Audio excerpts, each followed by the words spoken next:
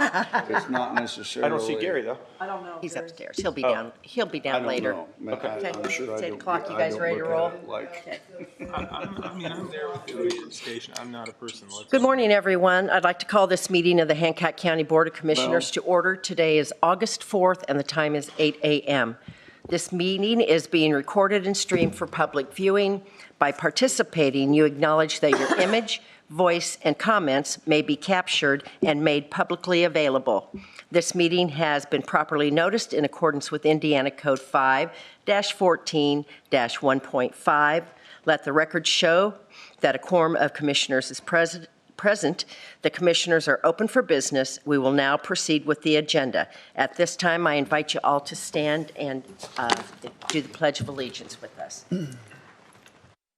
Allegiance to the flag of the United States of America and to the republic for which it stands, one nation, under God, indivisible, with liberty and justice for all. Then I'll make a motion that we approve our minutes for the 7:17 executive session, the 7:31 executive session, and the 7:21 regular meeting as presented. It's been moved and properly seconded. All those in favor? Aye. Aye. Anyone opposed?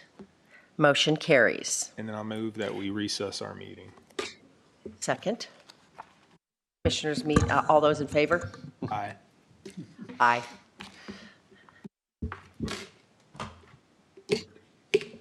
Okay, We're all up to you.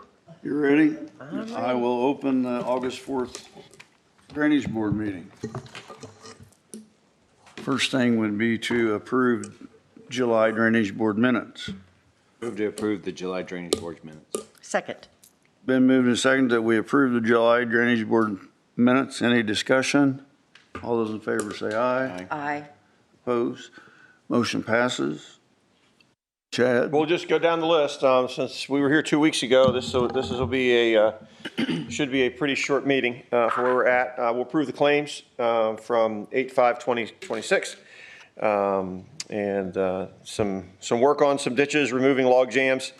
Had a couple of blowholes in areas. Had an issue on a bank. Brought some riprap in on the William New South. Had to send assessment money up to Hamilton County, and kind of what it is, maintaining and moving. So we do have some repairs and things that are out right now from the last rain we just had. The beavers are working well right now, so they are hungry and putting things out. So you'll see some of those coming up as well. Move to approve claims paid for 8/5/2026. Second. Been moved and seconded that we approve the claims paid for 8/5/2026. All those in favor say aye. Aye. Opposed? Motion passes. All right, we're going to move to we have a request for a variance to daylight. This is the Keister Minor Sub. Jeremy Keister, this is south of US 40, just east of 850 East. There's a row of houses there in Cleveland on the south side of the road. And this is right behind those. This is the parcels of land there, the 17 acres. They're coming with a 3-lot minor sub. Greenfield owns the ground to the east of that. The old railroad is to the south of them. They have approval from the highway to run their perimeter drains to the side ditch. There's a side ditch that runs in the front of their properties, and then a pipe crosses the road and runs into this pond. And they have the approval of the highway to go to put their water into the side ditch. But Gary does not want the outlets of the pipe into the side ditch. So he doesn't want to be able to have to maintain their pipes, but he'll take the water.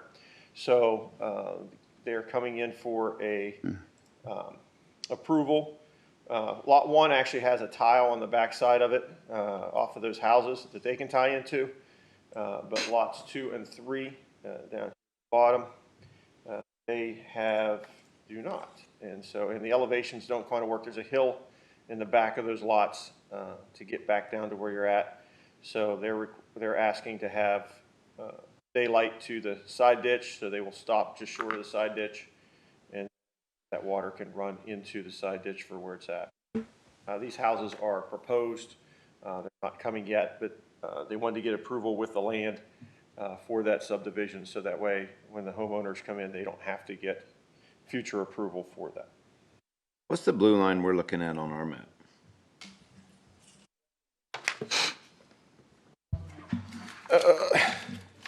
No? Oh, that's the watershed line. Is that a watershed line? Yeah. Okay.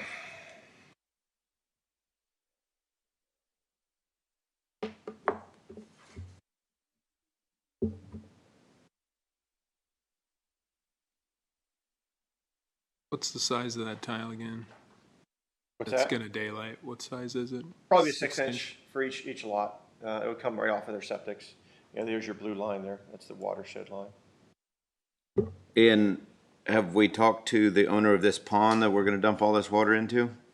Well, the water's going into the roadside ditch, so they have not, as far as I know, talked to the landowner that owns the pond.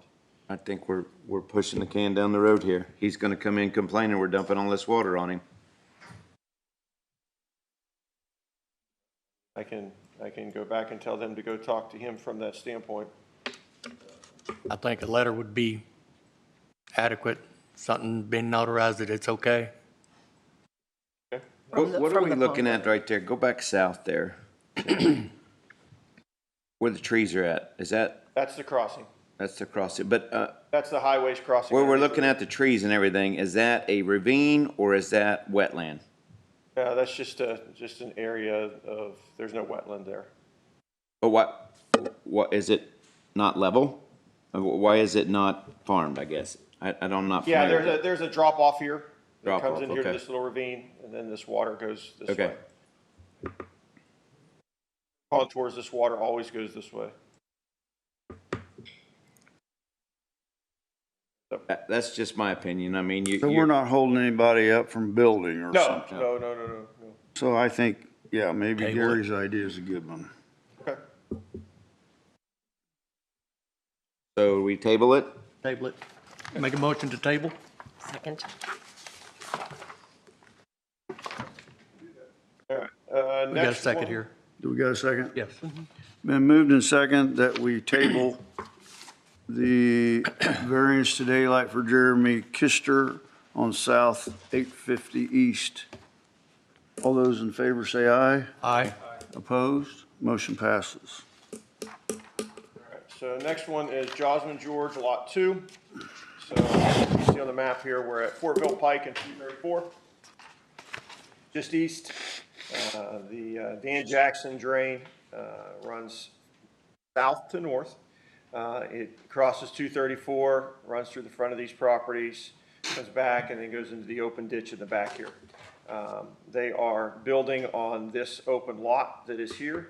And here in the front is where they are wanting to put their driveway to get back to where they're at. So the regulated drain runs through there, so they are looking for approval to cross the regulated drain. I've had them make an agreement that they will replace if that tile is not concrete under there, whether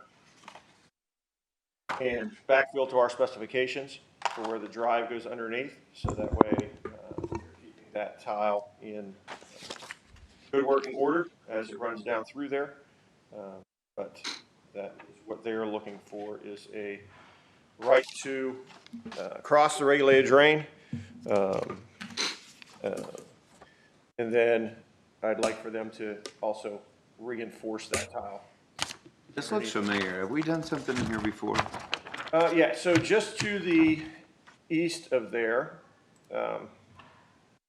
this lot here in Fugates is how it's updated on GIS. It does not run this way now. They made it this way. That's right. Ran through. So this arm, the Peter Thomas arm, that connects to this arm that goes to the open ditch, is not through the center of this lot anymore. It's around this lot and goes this way. That's what we did. Yep, right in that area. Standard county hold harmless for when we have to work on it? We're gonna tear out their driveway? Yep. Okay. I move that we approve the crossing of the Cal Jackson regulated drain by Josem George with a standard county hold harmless. Second? Been moved and seconded that we approve the drive over crossing on the Cal Jackson for Mr. George. All those in favor say aye. Aye. Opposed? Motion passes. All right.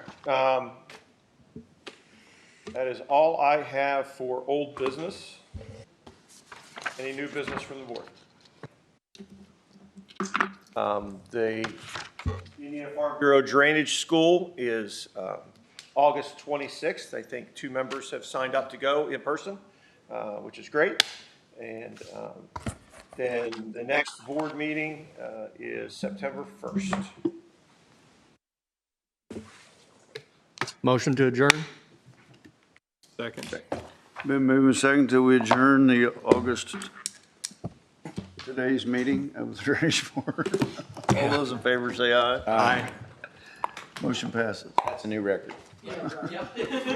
11 minutes. Holy moly. We did 8.5 minutes. So we did? Anything to sign? Yes, I do.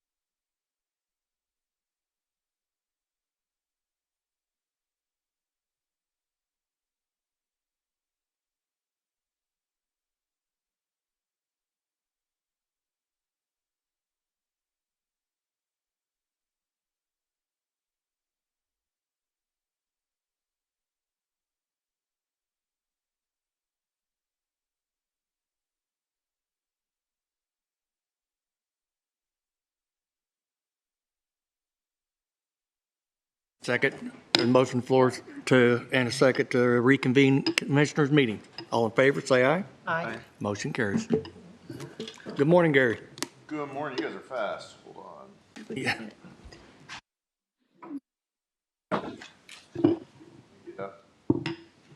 Minutes for the public?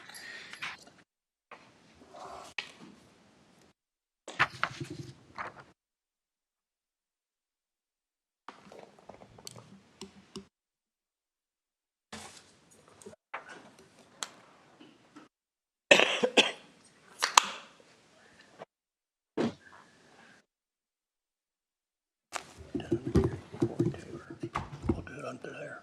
Oh, okay. Okay, because he's wanting to know. I don't have anything for signatures today.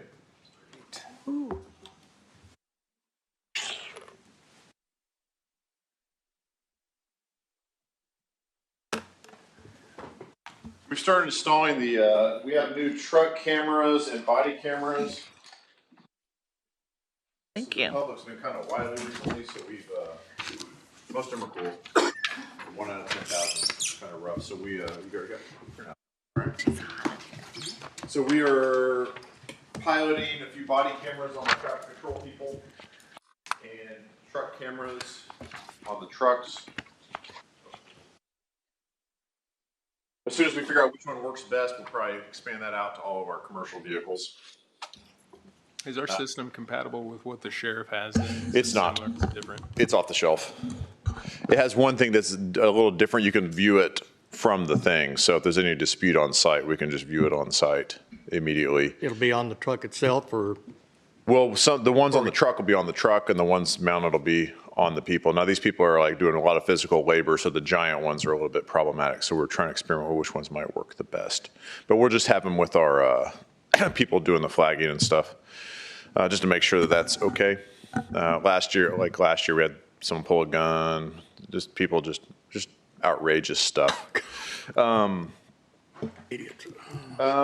Jack and Sons, they'll transition once their family is done with their bereavement. We'll re-engage there and get that done. I do need to get it done by December, though. That's my appropriation to get that done. So Jamie says everything's good on it. He should make sure everything's. It takes a minute. I mean, I just went through it with my own father. It takes a minute, so I'm just letting them take their time until they're ready. So we're going to CRO, SHPO. I'll let you know how that goes. CR is Cultural Resource Officer and State Historic Preservation Officer. Good offices. Got a little bit off mission at a couple of them, so some of the government elected officials are trying to get them back on mission. Chipping is full go, so we're chip sealing out there. I'd rather be paving, of course, but chip sealing keeps the potholes away, so we'll do it. They are still county roads. We're not in the city. It does in fact keep the potholes away. It seals it right up.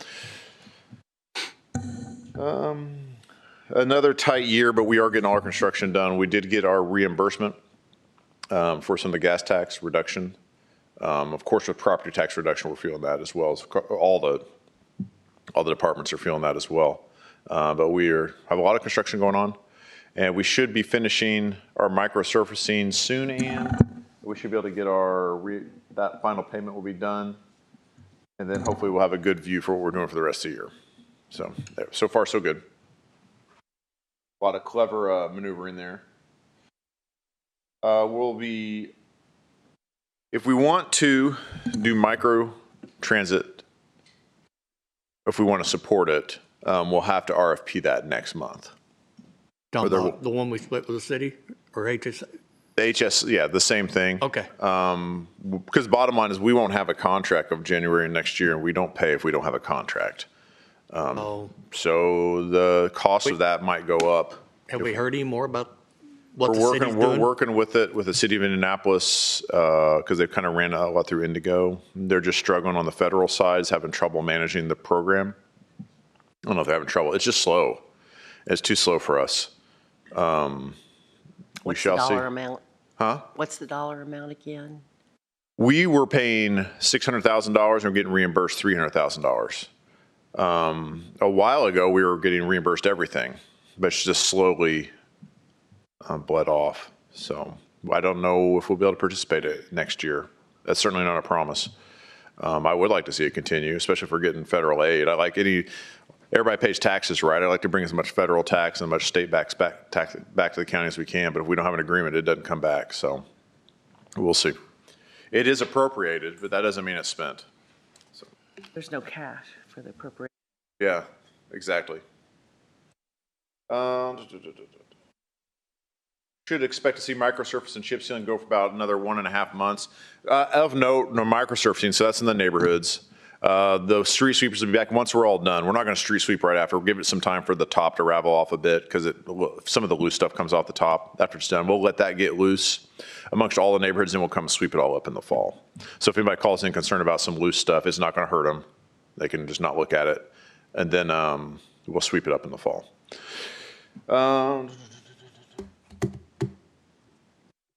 As Deb said, we're at a zero cash balance in HCSS. Huck property was appraised. We'll get that back out in a minute. NDOT, I'm going to have lunch with the NDOT Deputy Commissioner today to see if we can help out a flooding issue on US 40, so that's obviously not a county road. So if you guys don't have any issue with it, we're not going to spend a lot of money on anything, but we will go ahead and aid it. We have a couple citizens there that are swimming. I'd rather them not. And the bottom line is, as a civil engineer, I believe there's a public safety problem there. I believe there could be some hydroplaning issues, and I want that dealt with. If you guys don't mind, we'll take care of that internally. Yep. But I'll talk to Val Absolutely. today and make sure we got permission to do that. Let us know by text, would you, after your lunch? Will do. As soon as, do you want to know after I talk to her or after I get it worked on? She's going to say, okay. Okay. It'll take, I got to finish up a couple things on Chip before I can rotate a crew out there, so it'll be within a couple weeks. All right. Sure. Thank you. LMDD money was transferred, and I think someone asked me how I could help.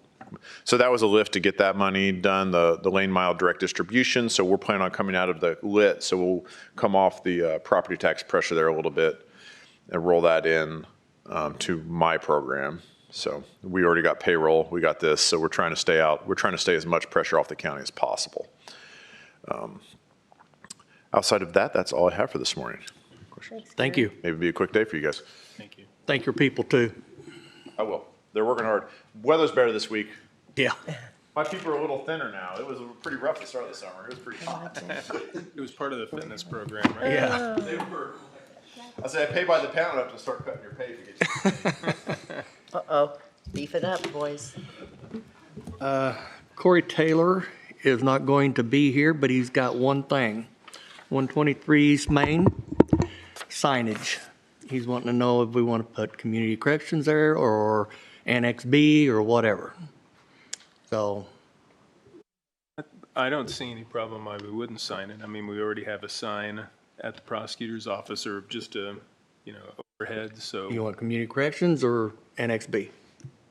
I would Because we're going to have prefer other community offices in here. corrections. Corrections. Okay, I got you. Got that. That's all he had. Debbie Lawler. You missed Mike Gibson. Forget Mike Oh, Gibson. I'm sorry, Mike. I'll get you one. You're good. Go ahead. Go ahead. I just need signatures. Okay. They didn't have your signature, so I brought them in to get signatures. Okay. Could And what you is go it? ahead and yeah. Oh, sorry. For these plats, I just need your signatures. Okay. Your name? Deborah Lawler. Okay. You want to bring them around?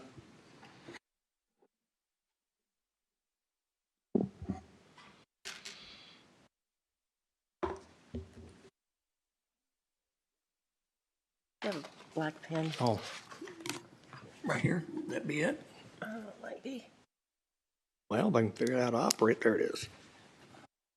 There you go.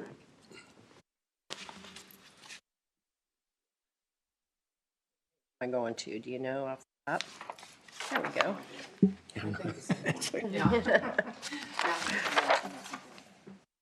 And this is for the Lawler minor subdivision. Oh, now I have the pen. Here we go.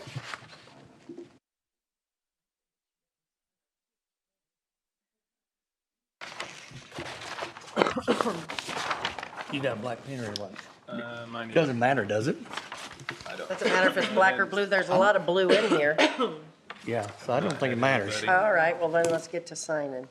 Some people like it to be blue, that way you know the original. Isn't that right, Auditor? It is me thing. So just the one.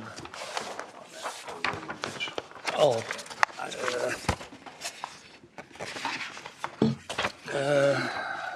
That one needs the special It does. Mylar. Do we have one of the special Mike, you got pens? Mylar? You got a special pen, Mike? I do have a pen. Special pen when I- I'll try it. I don't know if anybody's still asking for Mylars. Looks like it works. Oh, sorry.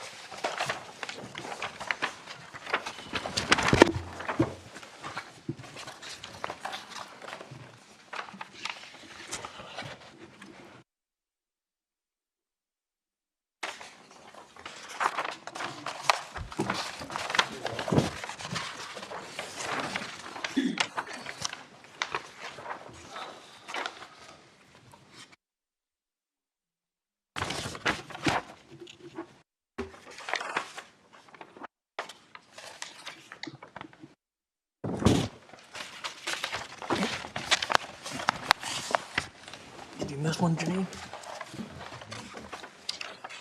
Yeah, you did.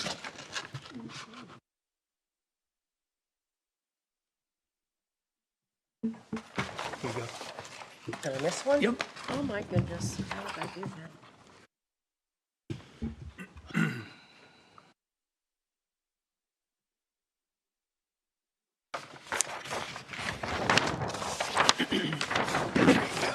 All right.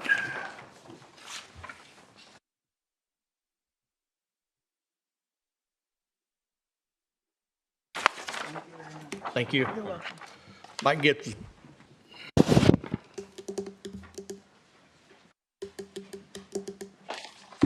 Good morning. Good morning. Mike Gibson with MJ Gibson Land Surveying.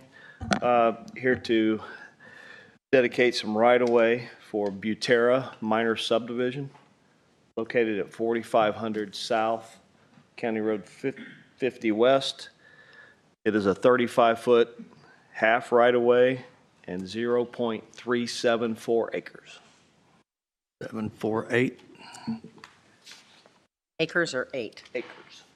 0.374. 374, okay. You good? Yep. I move that we approve the 35.5-foot right-of-way for the Butera minor subdivision, acreage 0.374. Second. We have a motion second on the floor to approve, or to accept 35-foot half right-of-way and .374 acres of the Butera, what was it, Butera? Minor subdivision. Minor subdivision, so, all those in favor say aye. Aye. Motion carries.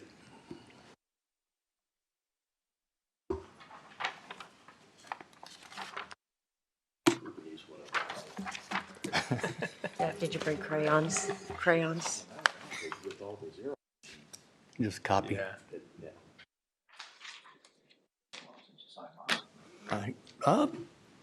We just signed last year, wasn't it?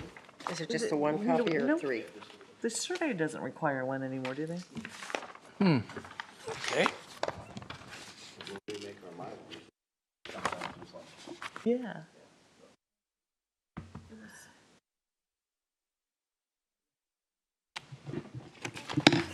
Better be safe than sorry.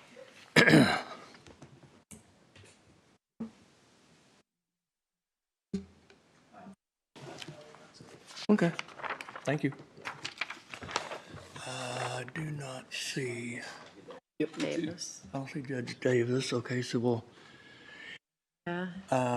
Andrea's not in here yet, so Walked by just a second ago. Kayla Brooks. Yeah. Heather, Miss Condra. You get out of here early today. I love that green. Good morning. Good morning. Heather Condra with Greenfield Main Street, although I am here on behalf of the America 250 Committee this morning. The committee has been working on many plans to honor the America 250 movement this year, and one of the plans that the committee has come up with is to have a time capsule that would potentially be placed on the lawn of the courthouse. So that is my request of commission today, is permission to bury that time capsule. Stillinger Family Funeral Home has graciously donated a 12 by 12 by 12 vault. That vault will hold the time capsule, which will have commemorative items such as a July 4th, 2026 newspaper. Thomas Lopez on our committee is working with the hospital to get some letters from mothers in the labor delivery ward to write letters to their children that would potentially be passed on to them in 50 years when this time capsule is open. So just some of the various things that would be placed in that time capsule that we're asking permission to bury on the courthouse lawn. We're just kind of starting with permission today. We're still working out fine details. We're thinking around maybe September 26th or so would be the date that the time capsule would be placed. There would be a ceremony. It would be announced to the public so that we could get as many participants out from the county as we can to celebrate that. But just kind of starting with the base of generally asking for permission before we get further down the road into details of that. Is there going to be an above-ground monument as well to? So there will be a marker Okay. that will be placed there to mark the location of the time capsule and just kind of a little bit of history about what is in the time capsule. And do you have an idea where you are thinking it should be? I went over and looked the other day after the meeting, and there is a bench sitting right beside this door here on the south side of this door there. So I've gotten with Cory, and as soon as we get a date to where then we'll get 811 out here to make sure we're not doing anything. I've also talked to the city, and we'll probably end up using their back to actually dig the hole, and they're open to that. So We won't do it like they did 250 years ago and just use a shovel. no, that's too hard. Technology, right? How will they dig it up in 50 years? But yeah, we're in the process of looking. I've talked to Cory about it and all that. I don't think there's a problem with it, but I told them they had to come and ask first. So I don't have a problem with it. okay, I make a motion that we approve the burying of a time capsule on property owned by the county at the courthouse for America 250 Years Committee. Second. we have a motion and a second to approve the burying of a time capsule from the America 250 Committee on county property, which should be around the courthouse somewhere, safe. So, and we're also doing it to where Cory doesn't have to mow around it. So, all those in favor say aye. Aye. Motion carries. Thank you. I'll be happy to come back and update with exact dates, make sure commission knows. You think before this Riley Days, that'll happen in September, before? That's the goal, so then that way Riley Days participants can kind of walk by, see where it is, know that it's there. That's the goal. I'm not guaranteeing anything with this ragtag committee, but. I've also gotten, the city's also said that they've got an old cobblestone, if you wanted that in there also. Okay. Taken out of the streets. Perfect. So- And like I said, I'll be happy to update the commission on further plans and details. Thank you. Thank you. There's Andrea. Andrea, Miss McLaughlin. Is it my turn? It's your turn now. We'll talk about timing, huh? Woo. Good morning. Good morning. Morning. Busy morning already. I'm afraid so. And I don't thought, so I don't know. Sarah, can you send him a message? I think he sent anything for us to tell us he wouldn't be. Yeah. Okay. No, that's fine. Oh, okay, that's too close. I had 3 things for you today. The first one, we sent out an email on the Samaritan Fund, which is part of the services that are provided by Apex.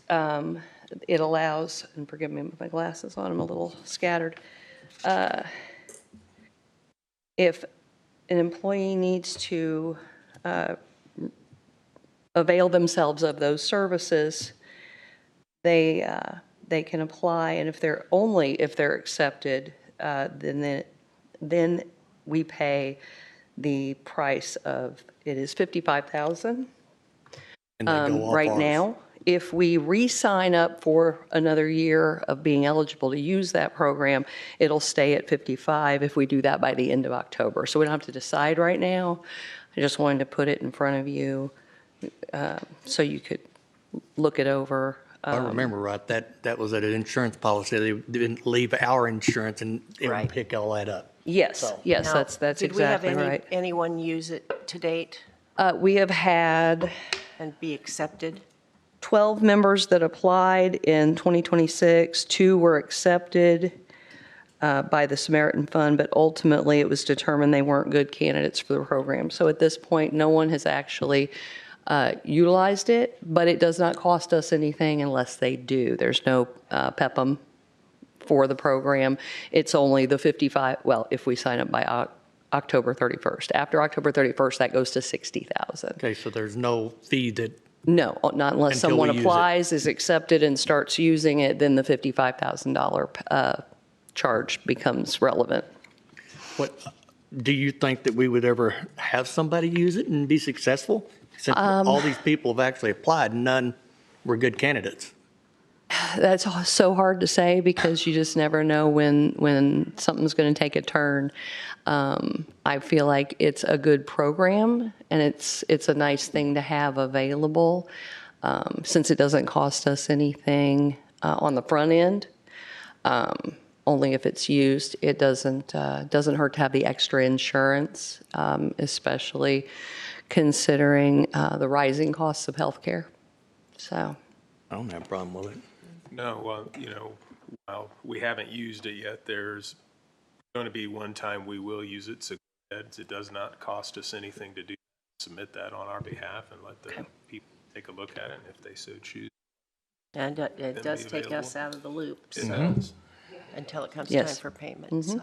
But in the grand scheme of things, 60,000 or 55,000, whatever it is hard to pay if you.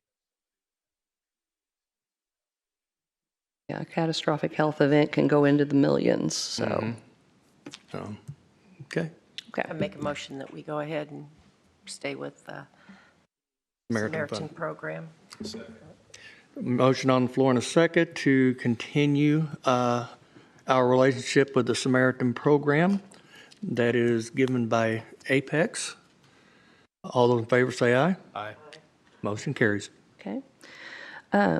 And then the other item, I have found a new human resources information system. Met with them several times, drilled them with a lot of questions, checking all of the issues that have been described to me from previous software challenges, and they seem to have everything that we need.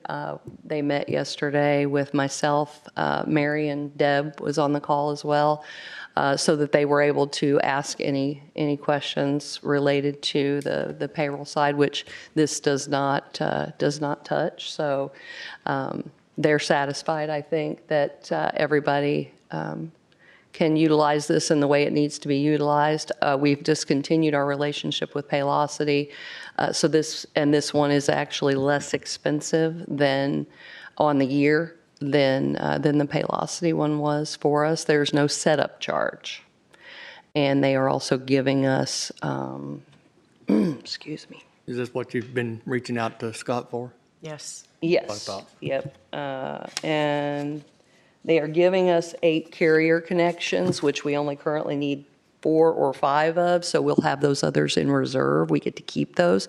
So if we change vendors down the road on anything, we'll be able to use one of those extra carrier connections without paying an additional fee at that time for at least the next 2, 3, or 4, depending on. Well, I would make a motion that we approve the contract with the stipulation after Scott, yeah. Scott reviews it, then Gary could go ahead and sign off on it. Second. How Okay. is that for a motion? We got a motion and a second on the floor to approve and allow myself, Gary McDaniel, to sign off after our attorney looks at it. All those in favor say aye. Aye. Aye, motion carried. Okay. All right, I am all set then. That was what I had today. Did you have anything for me? Thank you. No? Nope. Okay. Thank you. Thanks, Andrea. Great day.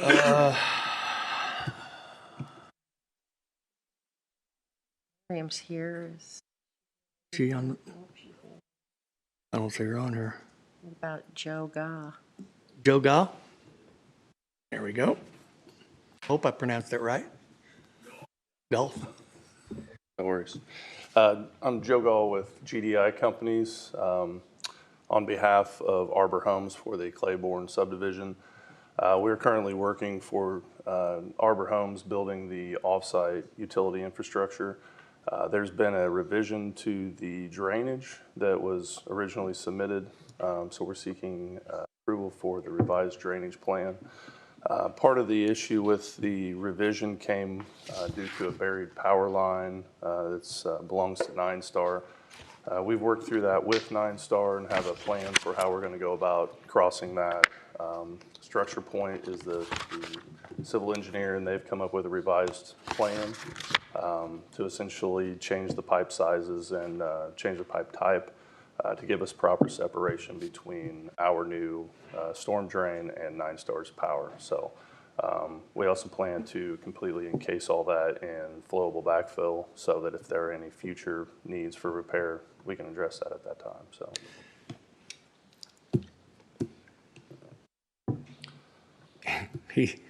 He's our expert. Hey, how you doing? Chad Coughenour. Hey, Chad. County Surveyor. Yeah. So we asked Joe to come speak to you guys today. This is that easement from GDI on 500 North that the commissioners took. When GDI made their property, remember they made a easement along the north and the east side of their property. It wasn't regulated drain, but it was given to the commissioners. Okay. So this is part of that easement. And so on the east side of that easement, there is 9-Star has a power line that is running through there. So this line will now cross that power line twice. And part of the concerns, Gary Poole's not here, but he will oversee that aspect, but his concerns were the amount of separation. They've talked to 9-Star. 9-Star really doesn't want to move their line at all. And so we thought maybe having Joe come talk to you guys. We are going to meet with Joe and the people on the 6th, Thursday this week, to kind of work through those plans to make sure everything is where it needs to be. But wanted to get it before you so that way when it comes back again, probably at your next meeting for approval to go in there so that you have an idea of what's going through. But part of the question is the separation of the lines that are there. I know you guys have a great relationship with 9-Star. Mm-hmm. Maybe talking to some people there as well. Just being able to keep that in a way that everybody feels comfortable with it. I talked to the town of McCordsville last week because this is McCordsville subdivision that comes through. They would prefer, as we would, for that offsite to be municipally maintained, whether, for our side for county and for theirs for where they're at. So I know there's been some talk about making little parts of it private just because of where the crossing and things are, but would like to still to keep that consistent through there. So really wanted to come before you, and we asked Joe to come to kind of give you an idea of what they're dealing with from that standpoint, but also to let you guys understand that we're working through that process. Gary and I are with them before it officially comes to you for what's going to happen there. They have a plan for what they would like to do. I'm not sure Gary's 100% behind it for where it's at, but we're going to work through that for where it's there. But also, we know you guys have a good relationship with 9-Star as well, to be able to maybe talk to them as well. I could reach out to George. Yeah, and so that just as many times as we can get through and get as consistent and as well as we can get in that area will help. At this point, Chad, what would be your staff recommendation? Well, right now, we're just asking that they come and we're going to sit down with them here at the end of the week. This is more of an informational thing for you to see. And so you know that the next time, because they're up against it on a time frame, right? They need this outlet to get through. And we figured if we waited to bring it to you after we met with them on the 6th, which would be the middle of August, it would probably get tabled until you talk to some people and get moved to September. And we just figured this was the most prudent way to not only get it before you get some of that conversation started now, that hopefully in a couple weeks, we can have it all figured out and taken care of. So I'll reach out to George. Okay. I see him quite a bit. When you do, remind them that we waive a lot of the fees for utility. Yeah.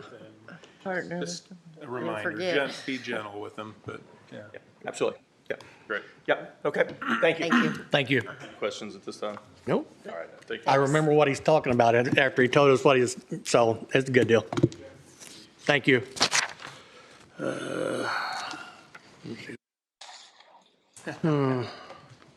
Brian Brees.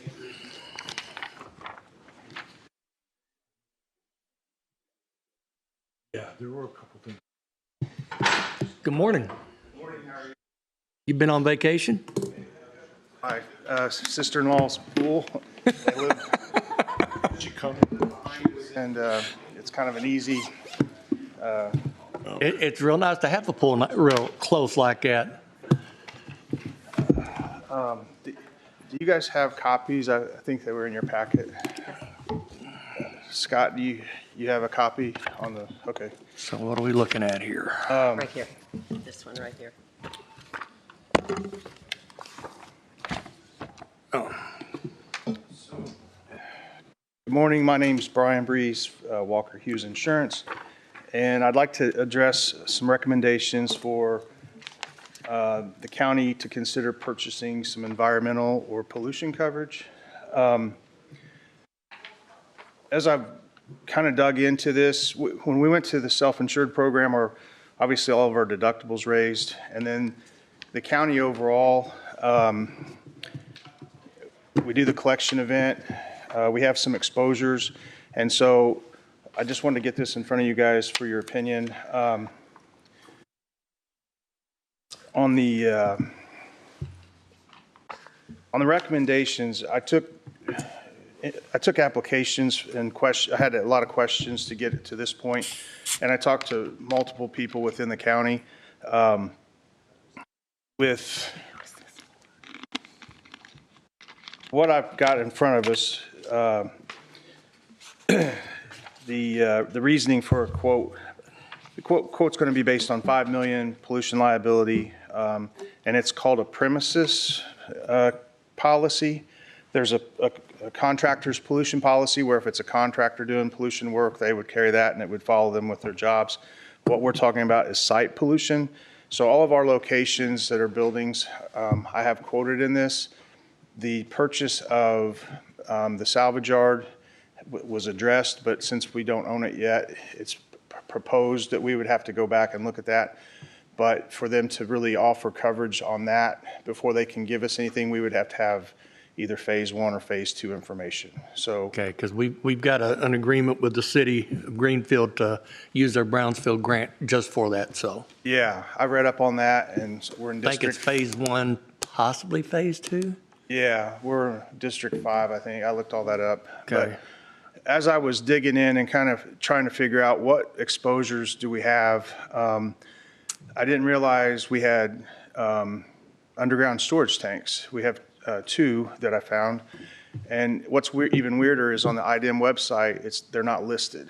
And any tank that's got 10% or more underground should be listed. So that was one of those weird things that when I dug in, I saw where Osage on the highway department had 4 tanks at one time, and those were pulled, and that was back in '96. So we do register on the IDM website, and that's something that's updated every week or every day even. But so it's current information. And so as I was talking around it, like I said, Cory, I leaned on Cory a lot with his access to in and out of all the buildings. What we found was the underground storage tank at the Sheriff's Department, the Community Corrections Building, on Main Street. 123. it's a diesel tank for fuel oil, for the generator. And so that was one, and then we just installed one at the highway department that's an oil water separator. And then I knew about the above ground storage tank at the highway department on Osage, which is for tar, for road surfacing.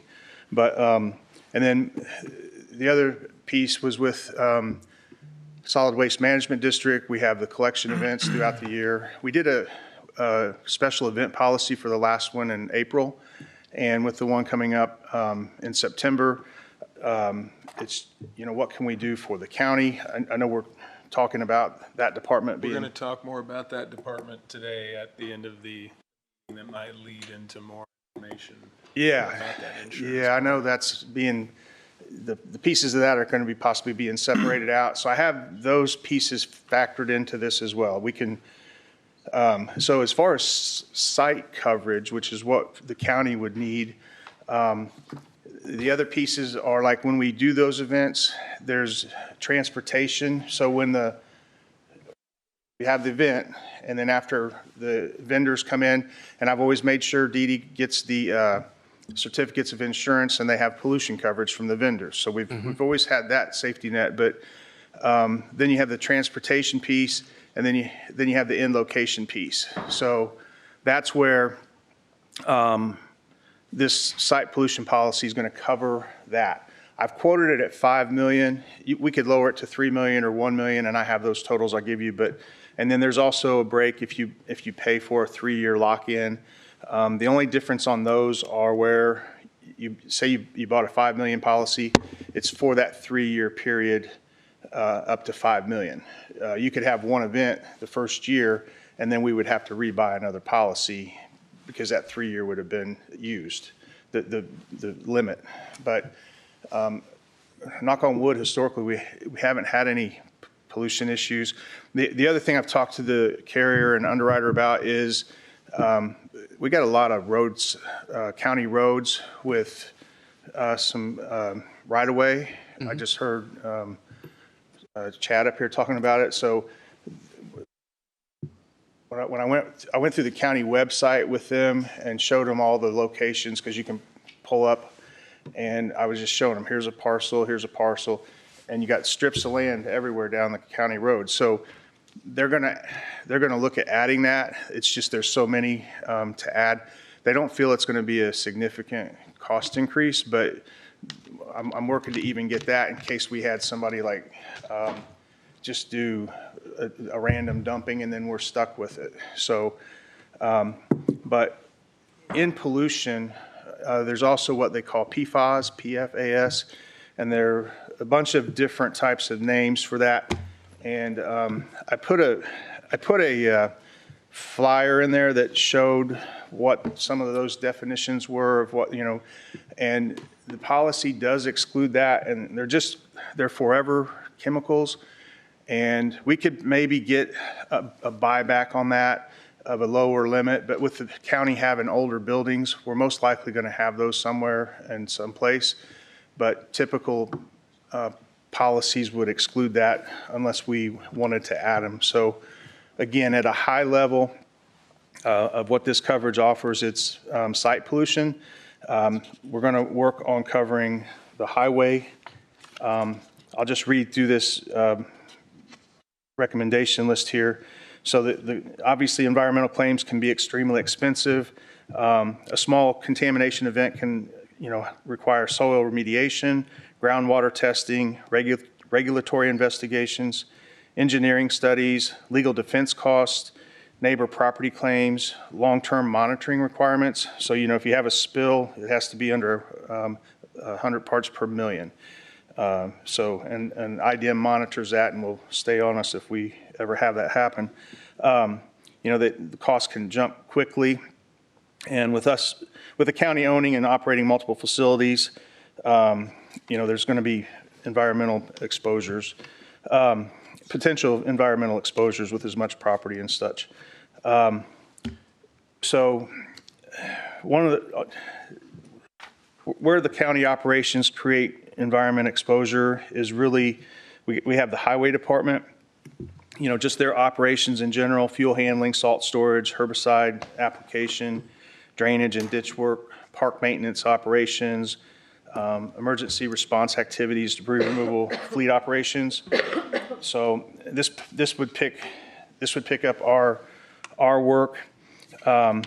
With us owning multiple properties,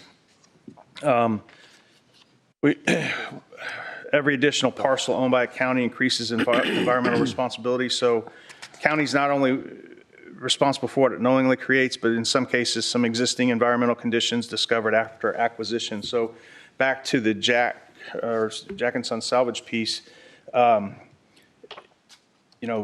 salvage yard and recycling operations typically present higher environmental concerns because they're going to have petroleum products, hydraulics, antifreeze, batteries, solvents, waste, lead-containing materials, scrap metals, and then potential potential groundwater contamination. So even if that's contaminated before we acquire it, agencies are still going to require investigation, testing, and remediation. And that's what you mentioned, that you guys aren't buying it blindly. You're making sure the tests and stuff.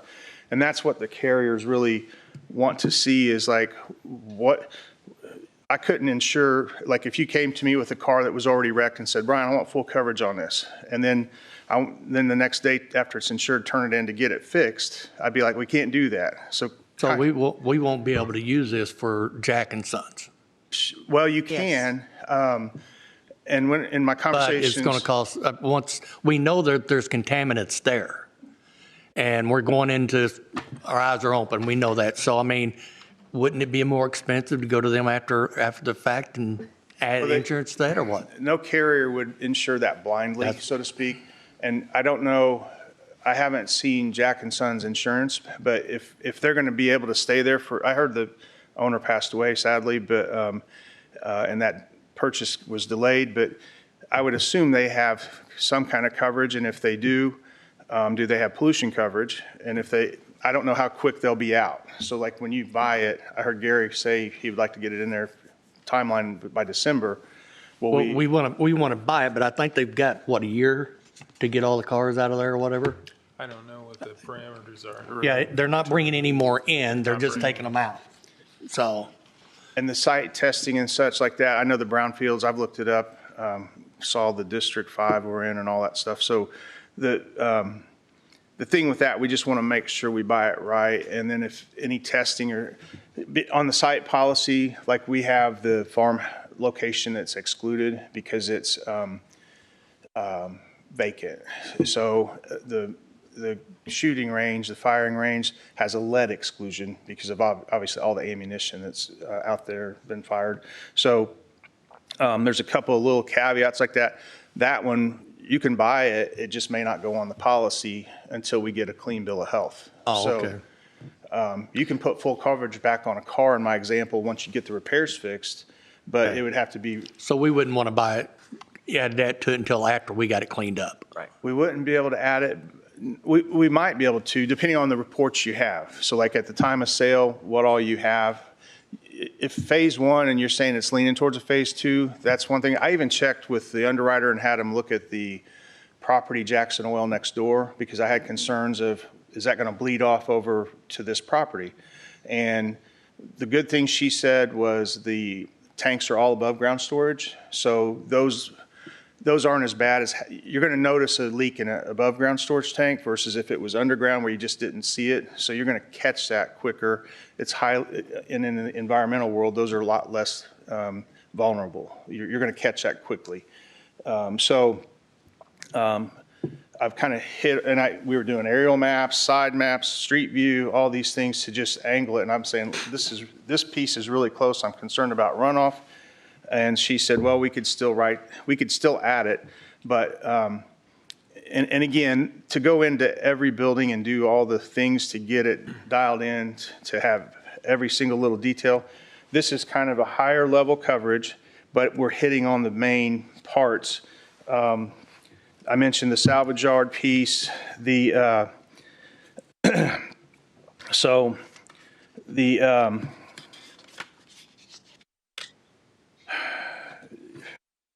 we go, Okay, so the salvage yard, the next page on discovery risk. One of the greatest exposures in discovering contamination after acquisition, we got soil contamination uncovered during redevelopment, leaking storage containers, improper historic disposal practices, groundwater impacts. So those are some of the things we could be picking up that right now would not be covered. But if you pick those up, you use that brownfield grant and get things under control, then we could bring this back into the policy. And that's where they're fair. This also, as far as an effective date, it's going to be whatever date. If you guys approved it, it would be that date forward. So it would just be based on new. There could be, the retro date could be removed later on, but it's, again, as they get more information. So since we don't really have any true pollution coverage, and with the collection events and such, the highway department, I felt like this is really worth bringing in, and especially with our higher deductible coverages now. We had some limited pollution on the old policies, but this would be a true standalone pollution policy that stood on its own. So, Brian, let me ask you a question.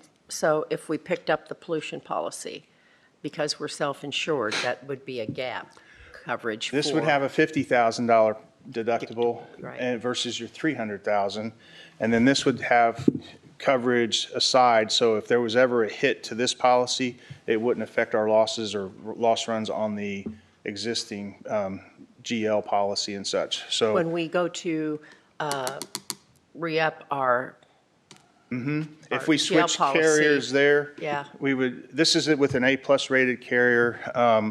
So it's a high quality company, and then on the pollution piece, it would just always be standalone. And if we ever change companies on a pollution side, it wouldn't affect the self-insured. If we were on the switch companies on the self-insured, it wouldn't affect this. but does it help us at renewal time for the G&L to maybe keep our policy prices down? Well, the mean, is current that something they'll policy look at? excludes, the current policy excludes pollution with the self-insured piece. So that's where we would be exposed on the deductible out of the gate, and then possibly more. So that's why I was trying to bring our deductible down to 50, plus have the additional coverages for, when you look at the state of Indiana, ours is like the lowest budget, one of the lowest budgets. I think it is the lowest budget in an active solid waste district. And when I talked to the underwriters, they couldn't even believe how they go, boy, that's a low budget, 146 grand was their 2025 numbers.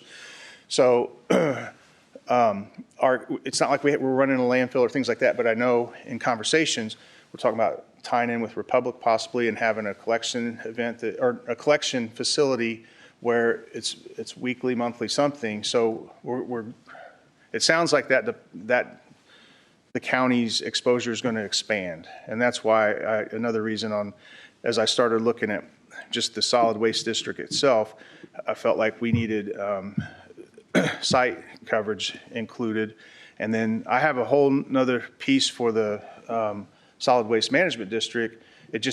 We're kind of up in the air on where that's at. So I just know the details from, where we are currently. And I have all that ready, and I've got all the numbers ready on that. It's not bad at all on that side for coverage. I think it's 11,000 for the GL piece, and then work comps around 2,500, and then the pollution piece is just under $5,000. So for that side, it's minimal, but it would protect us too. Even though it's not a part of the county, they work with the county, so we would have coverage under that. That would be a contractor pollution policy for the solid waste management district if it goes the direction that I believe it's going to go. So that would be standalone under that budget, and then this would be standalone under the county budget. And then the annual fee is? So the annual, let me give you a breakdown here. The annual was. Has the insurance committee taken a look at this? Has this been brought before them at all? Not just our to liability kind of committee. Not the liability committee.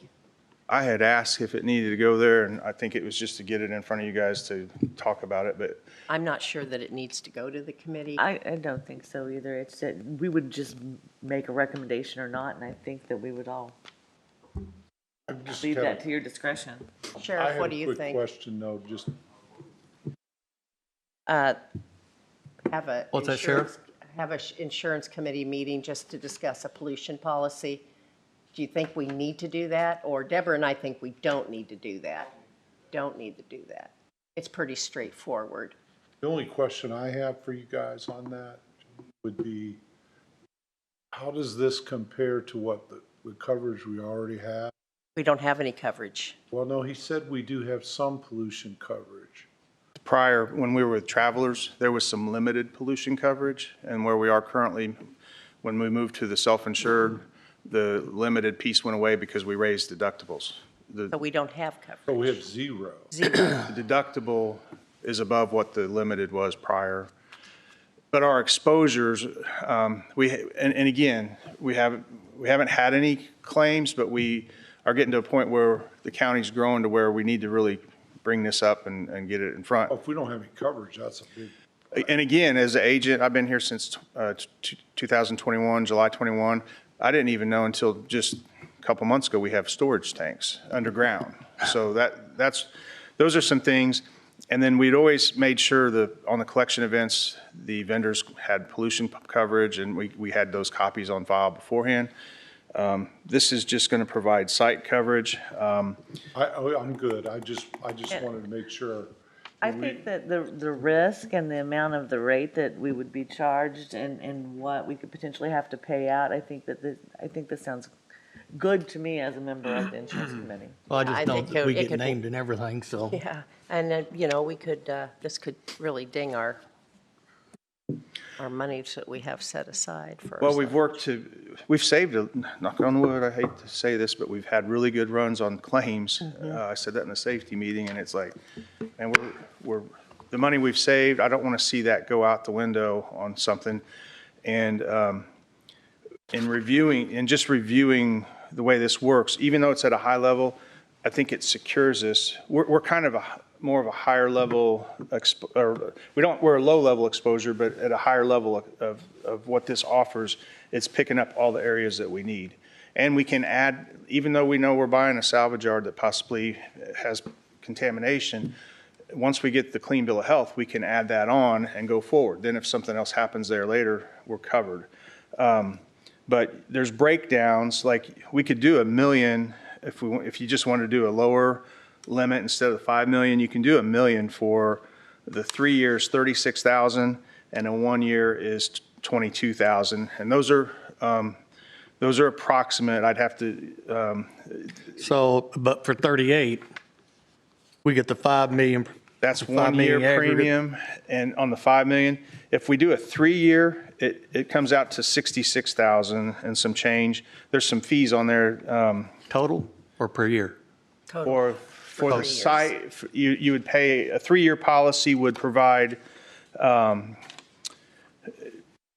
again, the 1 year would have 5 million, and then you renew 38 grand again, 5 million, renew again, 38 million. So what is that? Just under 120,000, 114,000. So if we do the 3 year on the 5 million and it's locked in, you got 5 million over that time, unless there's a claim. Say you have a loss 2 million, then you'd be 3 million the rest of the time through that period. You're buying 5 million coverage over a 3 year window, where the reload on every year, you're still paying that higher price. And I asked specifically, what about if we buy the 3 year and we have a loss that maxes out the first year, are we screwed? And they said, no, we just would redo a new policy with the limits that they wanted. After the third year. Well, No, Or if if something we happened used it all. immediately. say we blew the 5 million in a laser hit on a claim, we would just reload a new policy at whatever point that one was exhausted. Brian and I have had several conversations on this, and I think we're, as a fast-growing county as we are, we are at risk. And anything that happened could, for $38,000 or 66 for 3 years worth of coverage. That's 20, just 22, 23 a year over, Yeah. so, and 5 million. And we're getting the site coverage and the collection events, again, like for the solid waste district, it's given, both recommendations I have for each have the event, so like a third-party location. Even when we move to, if we move to the Republic, as has been talked about, we can add that location on here. And then my understanding, we'll have a building, portable building where people can go and drop stuff off. And so this would extend to that location. We just would add it. They charge for location, so it would bump it up a little bit as that exposure comes on. Same with over at the salvage yard. But again, we can cover what we got now, and then as those things start to develop, pollution is something that is not going to go away. I mean, it's going. We're going to need it, and with the county, even though the solid waste management district, recycle Hancock County is separate, we still need to protect ourselves. So that's what this one will do. And again, it covers the on-site, whether it's at the high school, junior high, church, parking lot when they're doing the event, or at Republic. It'll protect us there. It protects us in transport. So even though it's not our vehicles hauling it, we got third-party coverage for that.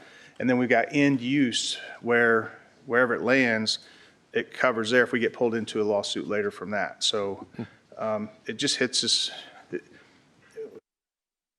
county has so many moving parts, and as an agent, this is one piece I feel I'm mad at myself a little bit. Like, why didn't I catch this earlier? But again, I didn't even realize we had underground storage tanks.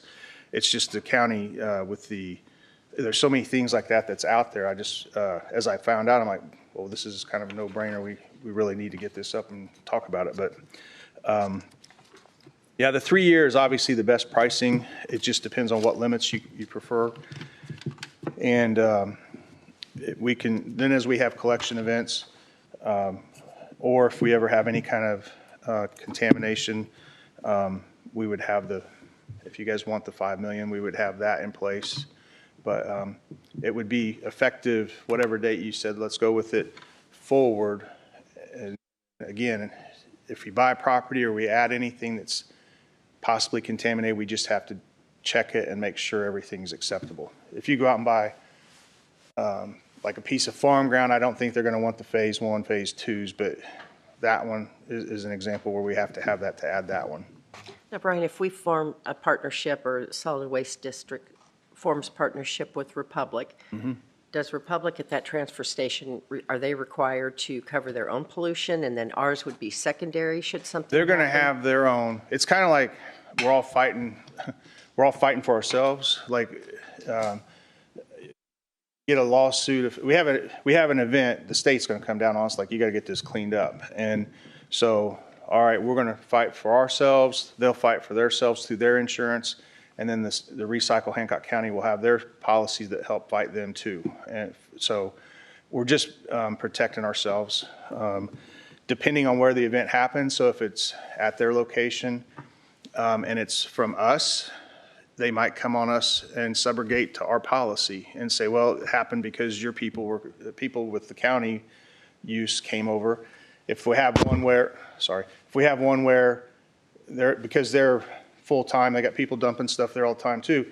If they had something like that and then the state came in, we might get brought into it, but we would subrogate back and say, well, that wasn't related to what, they weren't there for a county event or anything, or county use. So the policies are going to pay for who's responsible or what the use was for, but. They pay for cost of defense. There's outside limits. Yeah, thanks for bringing it up. There is outside limits of 1.25 million for defense cost. So a lot of times you'll see policies where the defense costs are inside. So we've got actually 6.25 coverage, 5 million on the loss and 1.25 on the attorney fees. It's funny, the attorney asks, what about the fees? Yeah, well, of course. Who pays the fees? I think my clients want to know about that. No, that's a great question. Thank you. That's a great question because that's a big number, 1.25 of just attorney fee costs that would be covered. So have you gone before council? Pardon? Have you gone before council? I haven't. I just, in talking to Janine, she said, come in and talk here first and then go from there. Well, since they hold the purse strings, you might want to clue them in. So I don't think it's a bad deal. I mean, we get sued for everything else, so. I think I'm a fan of the 3-year I am too. Yeah. plan instead of the 1 year, and 3 not too long to lock yourself into something that you may not like, but it also gives us a fairly big benefit on the cost we pay every year. Well, and the thing I like too is like the county roads. I mean, you see a lot of trash and stuff out there. If somebody goes out and dumps a couple of 55-gallon drums, the underwriter was saying it's more likely going to be a majority of that will go on to the property owner because they'll be pulled into it too. But at least we know we're protected if we have something like that. And those aren't added yet. They said it won't be bad, but we could, if you think about all the county road, how many miles we have and all the right of ways that we have to get that brought on, it was a small number, like $5 to $10 grand is what they were saying based on what they saw on the website. And I'll double check with Cindy to make sure I've got everything, but I pulled up all the property and you could see there were like 500 parcels, 550 parcels that you look in them and they're just a little strip of land here, a little strip of land there. So, but we'll be able to pull all that in too. That'll be in addition to this, but that's a big piece I feel to have as well for us. I think it's good. So, for a year. Okay, so I make a motion that we send this on to County Council with a favorable recommendation for the 3-year, $66,000. Roughly Price tag. 66, roughly. Ballpark. Yeah, let me give you. Exact number. Actually, there's a surplus line tax and a brokerage fee.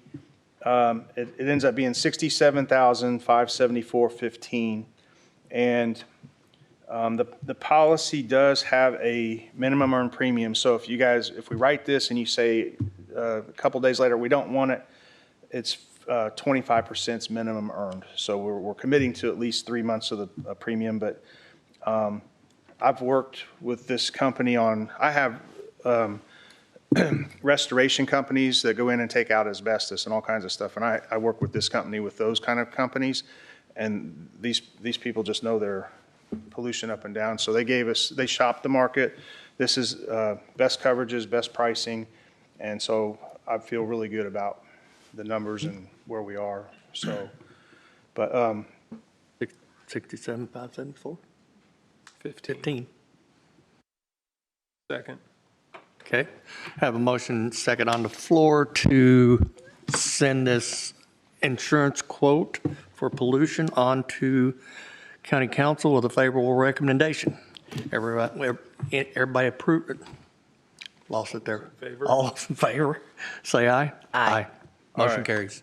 thank you guys. Thank you. Brian, put a Judge lot of Davis. work into this. I really appreciate that. Thank you. Thank you, sir.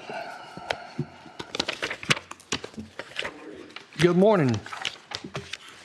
Morning. I'm here on the telework policy. I sent to Andrea. Did you get it? Yes, we got it. Okay. I just saw it. We do.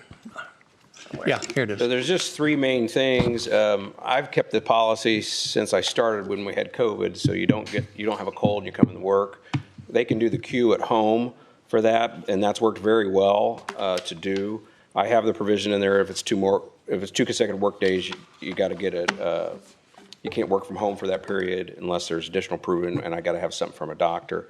And if somebody's sick that they can't work from home, then I don't approve it. Short staff, that really happens when somebody's on vacation, then somebody's sick, and so I'm down to really 1, or we have a jury trial going on and somebody's out that week, so there is some catch-up that can be done. And the last thing is transcripts. Every court reporter is required to do transcript, and they're required to do it outside of the regular business hours. And it's something my staff doesn't love to hear, but you have to do them. And I've had so many jury trials, any of them, all of them, if they're found guilty, is getting transcripts. And we had that one for 11 days, and we have 3 different court reporters here in our county that's actually divided that up to do. So it's a lot of work, and they're not allowed to do it on company time unless they do it for no cost, and there has to be time to be able to do that. The statute's in there and it says that, so they have to do them. That's the reason they would have to go home, work at home, and it'd be after regular hours unless it's the illness and they're working during regular hours. And did you say Andrea helped you go through this? Sorry. I sent it to you. I think I sent it to you Thursday. So I read it and You reviewed. were out.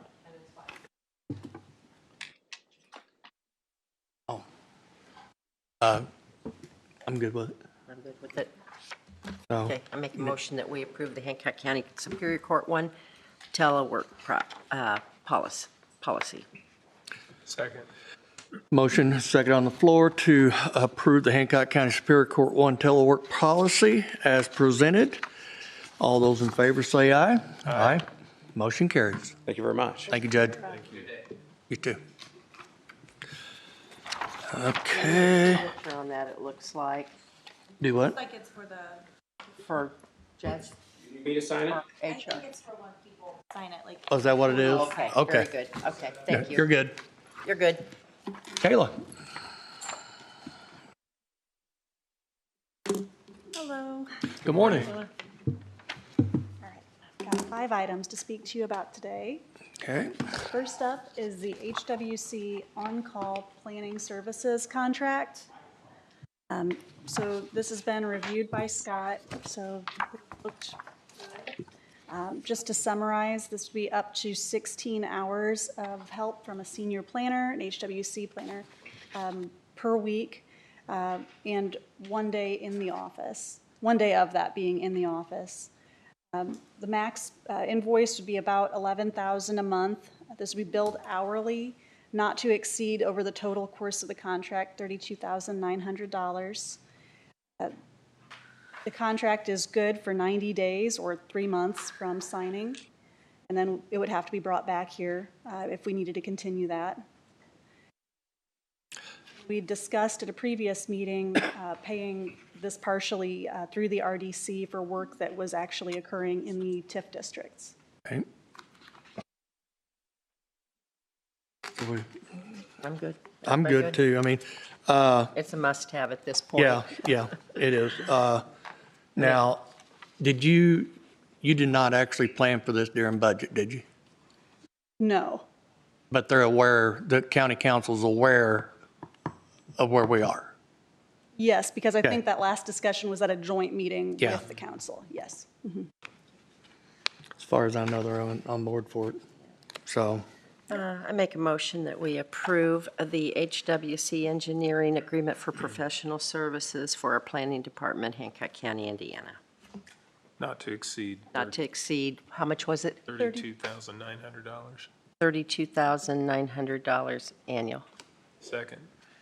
we have a motion and a second on the floor to approve the HWC contract as presented, not to exceed $32,900. All those in favor say aye. Aye. Motion carries. Okay. Sign. Next item is an invoice for work on the UDO. This is also HWC. The invoice total is $6,684.99. Planning Department paid the first invoice, but the second invoice exceeds the remaining amount in contractual services. There's about $26,000 worth of billings left on this project. The next meeting, and just as a quick update for the progress of this project, the next meeting with the consultant is tomorrow. It's virtual to go over the adoption draft, essentially. And we are planning to have a public hearing at the next Plan Commission meeting. So the hope is that they'll come out of that with a recommendation for the Board of Commissioners in early September. And once again, this is UDO light. This is just combining existing zoning ordinance with existing subdivision control ordinance and kind of mashing them together into one document. No content changes. Okay. And this has been taken into account or not? This one that you're asking now for the other part of that invoice. Payment of invoice, yes. So But you've got this one, or you need to go to council on this one also? I'm asking you guys to pay this one. I think is my Okay. request. And the amount again? $6,684.99. We can take that out contractual, can't we? Ms. Auditor? I'm sorry, I got a text. It was, For 6,000 and something? and it's not in your budget? No. I'm paying what I can out of my budget, but this one exceeds the having that line. And it's for a contract with? HWC. Oh, yes, we can take that out of contractual. Okay. I make a motion that we approve the HWC invoice of $6,684.99 payable from, what did we say? Contractual. Contractual, the Commissioner's contractual. Second. Okay. We've got a motion, a second on the floor to pay the remaining amount of $6,694, is that it? $684.99. $84.99. So all those in favor say aye. Aye. Aye. Motion carries. Thank you. Third item is a zoning ordinance text amendment that received a favorable recommendation from the Plan Commission at our July meeting. So this text amendment would remove a requirement for a full legal description to be in the public notice for any Plan Commission public hearing. So at this point, anytime you go to the BZA or the Plan Commission, you have to describe the property in question. So if you're doing a rezone or if you're requesting a variance, you have to include that entire legal description from your deed with the newspaper public notice and with the notice that you send out to your neighbors. That's great if you're lot 1 in such and such subdivision. It's not so great if it's a meets and bounds description that takes up the greater part of a page. That gets very expensive in the newspaper, oftentimes exceeding our filing fee. And we require our applicants, obviously, to carry that fee. So by removing the requirement that the legal notice be included in the public notice and instead changing it out for simply a requirement that the parcel identification number and still, of course, a general description of where the property is located be included in our rules and in that public notice, we're really doing a service to our residents and making the process simpler for them. That's so that ordinance has received a favorable recommendation, and I would request that. And it's all legal. We don't get hit It's from public access or anything? I do have a question, and it wasn't in our packet for Friday. This ordinance, okay. I don't know when it came in, but I'm not going to vote for it. Not that I don't think it's good, but I'd rather see it advertised again for some transparency to the public. Okay. Packet-wise, an opportunity to look at it. Come here in the morning and find out what happened, but I err on the side of transparency and have a packet for our meeting.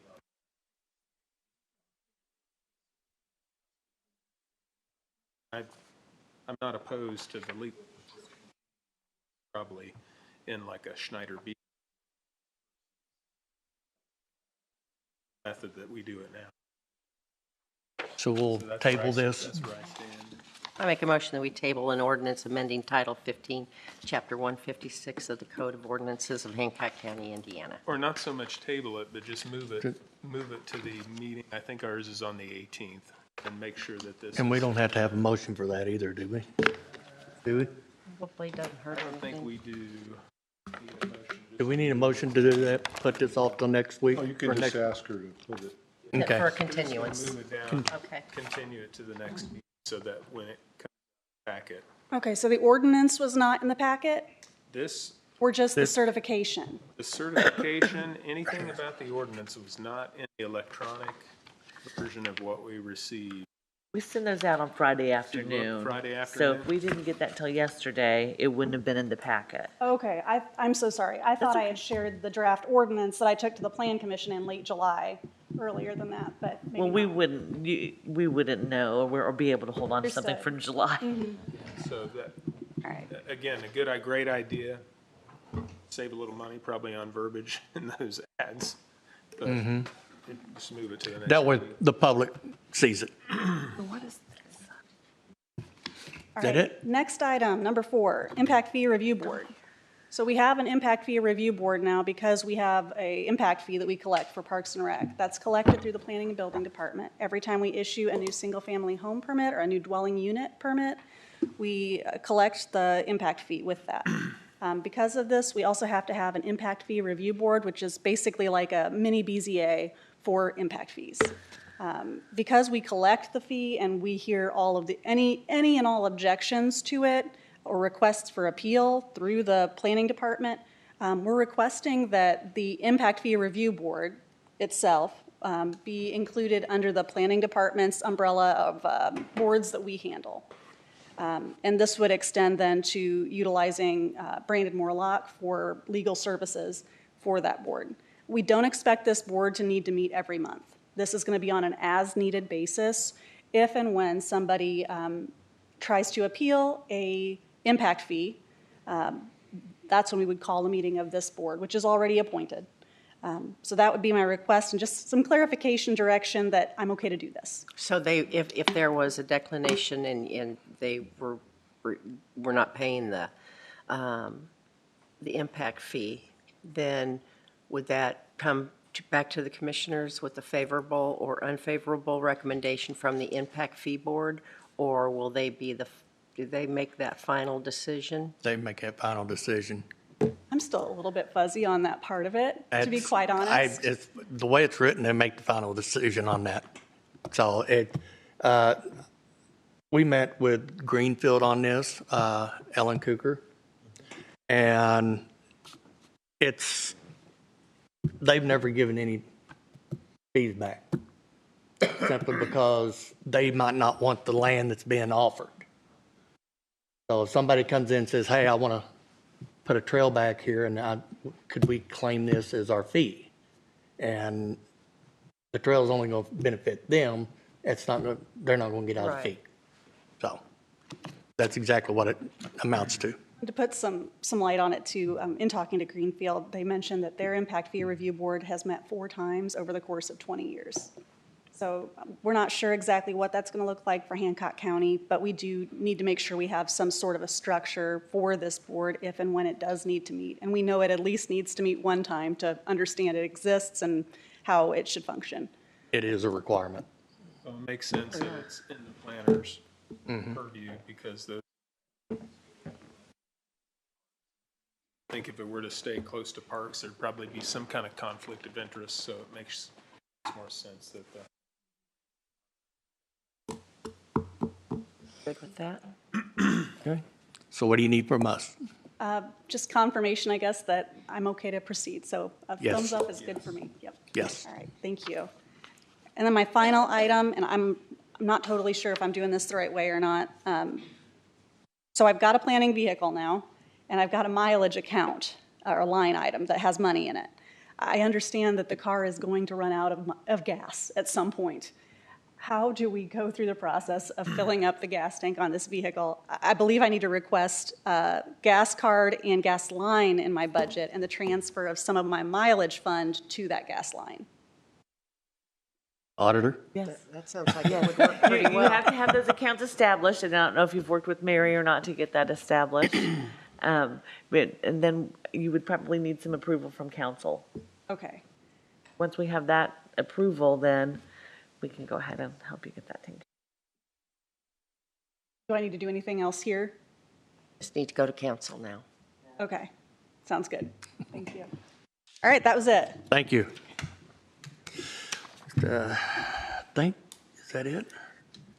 All except for solid waste board. Let's take care of some. I make a motion that we approve claims and payroll. Second. Motion on the floor and a second to approve claims and payroll. All those in favor say aye. Aye. Motion carries. Auditor business? Really what I have is the estoppel certificate that you had said that you would sign. So we've got that. You've already made the motion. We Yeah. just need the signature on that. Okay. And we did make a Oh, so couple sorry, changes to that. Lisa did too, Lisa Lee, so it should be good to go. Did this just get put in? It's just my signature, isn't it? It's all of us, okay. Yeah. Oh, What? sorry, it's just the second part of it. Oh. I took my paper clip apart. Oh. Okay. Thank you. And then the other thing that I have while you're signing that is I just got a text, that's the text I got from my office, that we need to do a budget transfer. If you could just authorize Gary to come up and do a budget transfer. There's an invoice for $36 for, sorry. Yes, Dave's Car Wash for one of your vehicles that we need to transfer some money, and we want to transfer $350 into that line so that we can use that moving forward for you. Into what line? That would be from county general utilities to vehicle expense. If you could just authorize Gary to say okay to that, or you guys vote on it and we can take care of it. If we make a motion to approve the payment of $36 to Dave's Car Wash, is that what you needed? Budget transfer. No, we just need a budget transfer. And of $350, so that the girls can work from that, so. Second. We've got a motion on the floor to allow line item transfers and for me to sign off on it. On the floor, all those in favor say aye. Aye. Motion carries. And I believe that's all I have for you. Okay. And I've reviewed the contract with Andrea, and you're okay, Mr. President, to sign off? Okay. Did we already make a motion on that one? We did. We did. That's what I thought. Okay. So you can sign that today. Okay. I'll come to your office after here. Mount Comfort Area Resolution.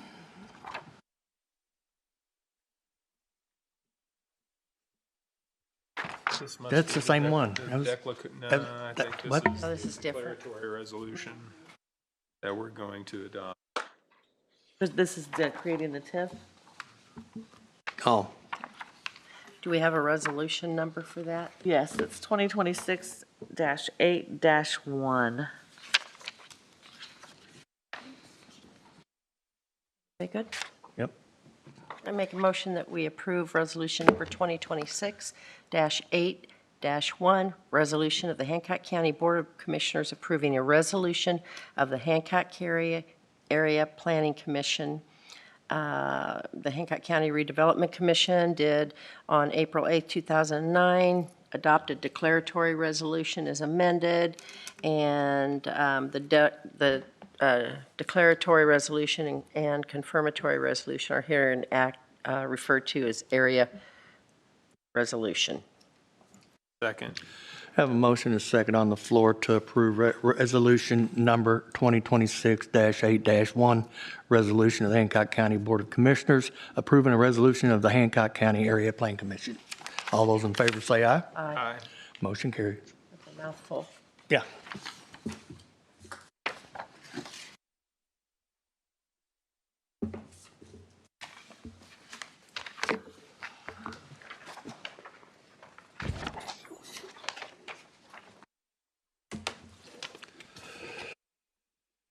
What am I just doing? There it is. Sir, there you go. Ratify-Amplify AEDs. Sent us, is that this contract? There it is, Yeah, contract. that's just to ratify. You could just sign it. Already. We've already done that? Yeah. Just ratified. So we are ratifying the contract for AED through Centos, allowing President Gary McDaniel to sign off. Second. Motion and second on the floor to allow myself to sign off on Workplace Solutions 001299 with Centos, a cooperative acceptance agreement. First aid and safety for AEDs. At Amplify. At Amplify. All those in favor say aye. Aye. Aye. Motion carries. Make a motion that we approve the, no, I don't think there is one in here to sign. What's that? Those are the ones that you signed, Bill. Here. Oh, the Centos? Oh. We already, right. Yeah, your name's Oh, on just the bottom. ratified. Okay. Yeah, we're just Just ratifying. ratified. Okay. I make a motion that we approve payment of invoice number 11549 from PDF Mechanical. This was for the chillers at the jail in the amount not to exceed and has met that at $23,492.77. Okay. There are two. Oh. Wow. And also invoice 11550 in the amount of $33,859.33, both for the same project. And that can come out of the 2021, is it? 2023. Okay, 2023, okay. So, Second. okay, there is a motion a second on the floor to approve 2 invoices with PDF Mechanical, one for $23,492.77 and one for $33,859.33. All those in favor say aye. Aye. Motion carries. Travel request. Make a motion that we approve out-of-state travel request for Morgan Walker of Hancock County Community Corrections to attend the Trauma Disruptor Conference in Austin, Texas, in the amount not to exceed $940. Second. Motion and a second on the floor to approve out-of-state travel for Morgan Walker to attend the Trauma Disruptor Conference in Austin, Texas. All those in favor say aye. Aye. Motion carries. And also, I'd like to make a motion for Morgan Walker of Hancock County Community Corrections to attend. Well, she has been selected to come observe and be trained as a pilot location for a program that will be able to bring back not only to Hancock County, but also the state of Indiana. This program is trauma-focused for individuals in the justice setting. And this is in October, and it would not exceed $1,420. Second. Motion second on the floor to give out permission to out-of-state travel to Morgan Walker as presented. All those in favor say aye. Aye. Motion carries. Signed in the wrong spot. It don't matter.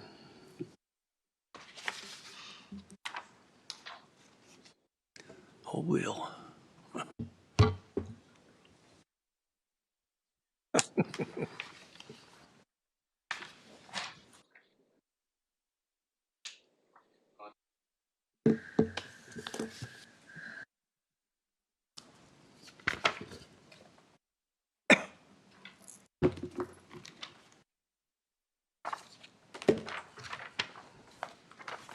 There you go.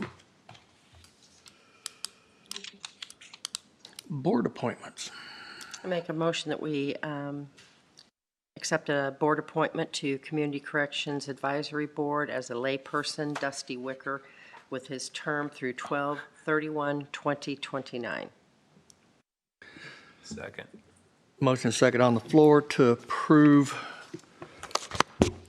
board appointment to the Community Corrections Board, a layperson, Dusty Wicker, term through 12/31/29. All those in favor say aye. Aye. Motion carries. Quick question to Dusty Wicker. You don't have to give that up when you become clerk, do you? And we have to reappoint anybody? Okay, great. Make a motion that we approve the affidavit for construction fund disbursement, request number 30, the Hancock County Redevelopment Authority, lease rental bond series 2025. Second. Motion is second on the floor to approve request number 30 for affidavit for construction fund disbursement for $4,749.95. All those in favor say aye. Aye. Motion carries. Yep, let me sign the lead on that. I think I'm the RDA.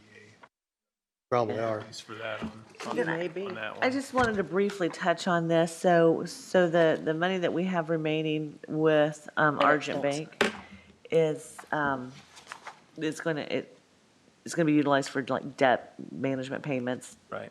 Here, Gary. So the remaining invoices that will be coming in will be moving through RDC, moving forward. Gary's aware of that. They're going to be talking about that at the RDC meeting on Thursday. Right. So we had to break this invoice up because we wanted to use that last $4,000, but that's what we're doing moving forward in case you have any questions. Nope, makes sense. I figured we'd run out one way or another. Yeah, he had set that aside for the remaining portion that we'll owe.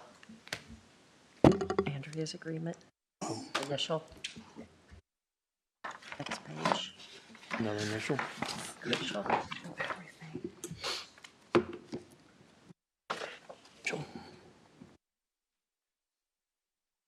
Initial.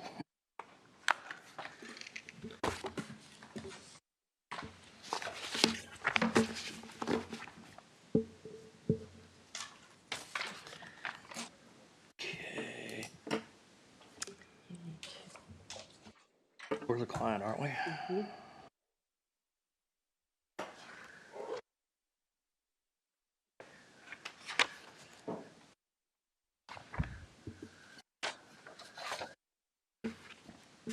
So whose signature is this?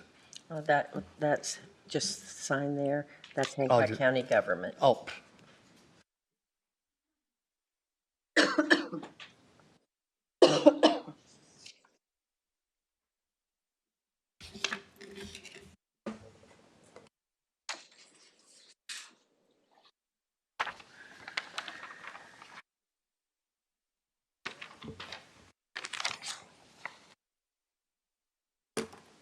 Okay, there you go. Okay.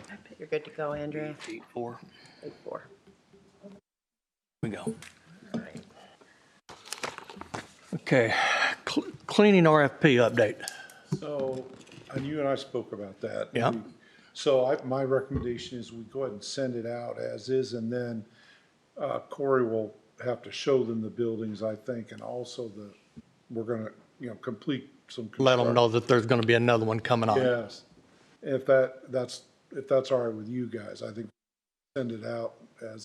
The RFP, to where you guys know what we've been talking about, Cory give us all the buildings and everything that we're supposed to have cleaned. And, but it doesn't include the prosecutor's office that we're getting ready to finish. But once it's finished, then they'll have to know about that also. So we'd like the bid to kind of cover that. Yes.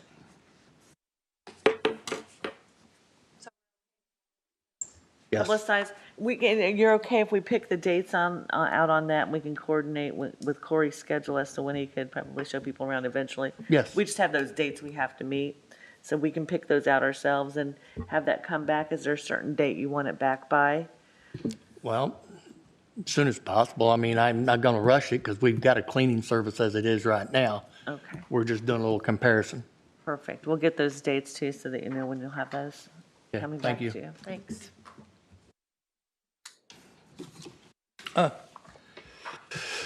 Well, we've got a couple of minutes. Well, let's, we can't adjourn yet. We can recess. Let's Motion to recess. Second. motion is second on the floor to recess until the solid waste board. All in favor, say aye. Aye.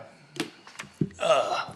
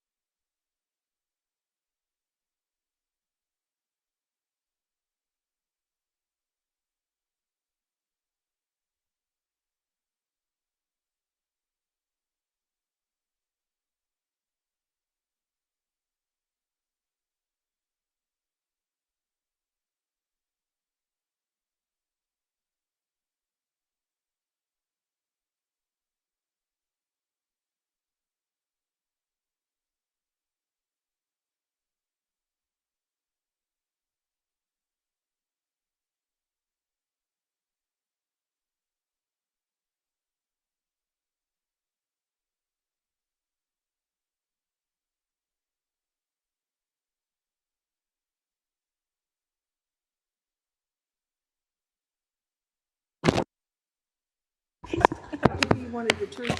Right. Is that her Dede, agenda? are you ready? I'm ready. I will call to order our Hancock County Solid Waste Management District Board meeting. First item on our agenda is a review of the minutes from June 2nd, 2026. Make a motion to approve the minutes from second. June 2nd, 2026. I'll second. It's been moved and seconded that we approve the minutes from June 2nd, 2026 meeting. Any discussion? All those in favor say aye. Aye. Aye. Next on our agenda is a director's report. We have Dede who will give us some information on invoices and at first. Okay. So we didn't have a meeting in July, so we have a lot of invoices that we need to go over. So it's in your packet behind the minutes. There's 2 invoices for the contract. I did notice that my calculations got messed up somehow under fuel.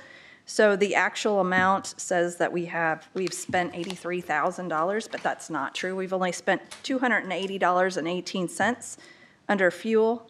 And so the amount remaining is $921.06. So I apologize, I didn't catch that before I printed. Under vehicle maintenance, my company truck, the battery went dead, so I had to purchase a new battery. So that is the battery expense there. And then I had to drive my personal vehicle for the month of July, so I racked up some mileage there as well. May and June invoices for the phone. And then we got our invoice from Caldwell Environmental for the spring collection event and the tire portion of that spring collection event. The advertising from the Daily Reporter for the New Pal event, and then our electronics invoice from the New Pal event, the Fortville event, and then some snacks for the Fortville event. And then I purchased some signs for our fall event to help with traffic flow. And then there's advertising for the New Pal and Fortville events. And then I also purchased some more signs for the fall event. And then I had some transfer of funds under the Toxaway line item to vehicle maintenance, to mileage, and then to meeting, travel, and lodging. And then under meeting, travel, and lodging, I had a conference fee for the Stormwater Drainage Conference and a parking fee for that conference. And I ended up staying in a hotel the night before because it was up in Lafayette and it started at like 7:30 in the morning. So I decided to get a hotel. So there is also a hotel fee. And then I did also transfer some funds under dues and subscriptions to meeting, travel, and lodging as well. And then under the event fund, we had cash that we brought in from the New Pal event, credit cards from the New Pal event. I paid Bush Systems for the Parks Department trash and recycling bins, so that's a big invoice there. We have an invoice out, I don't think we've received it yet, from Knopf for glass collection in June. We have our Fortville cash and credit cards that we received at those events, or at that event. And then there's also one more invoice that didn't make it to the spreadsheet. It's another invoice to Knopf installation. It was for a March glass recycling that somehow I missed that collection. So that's $109.20.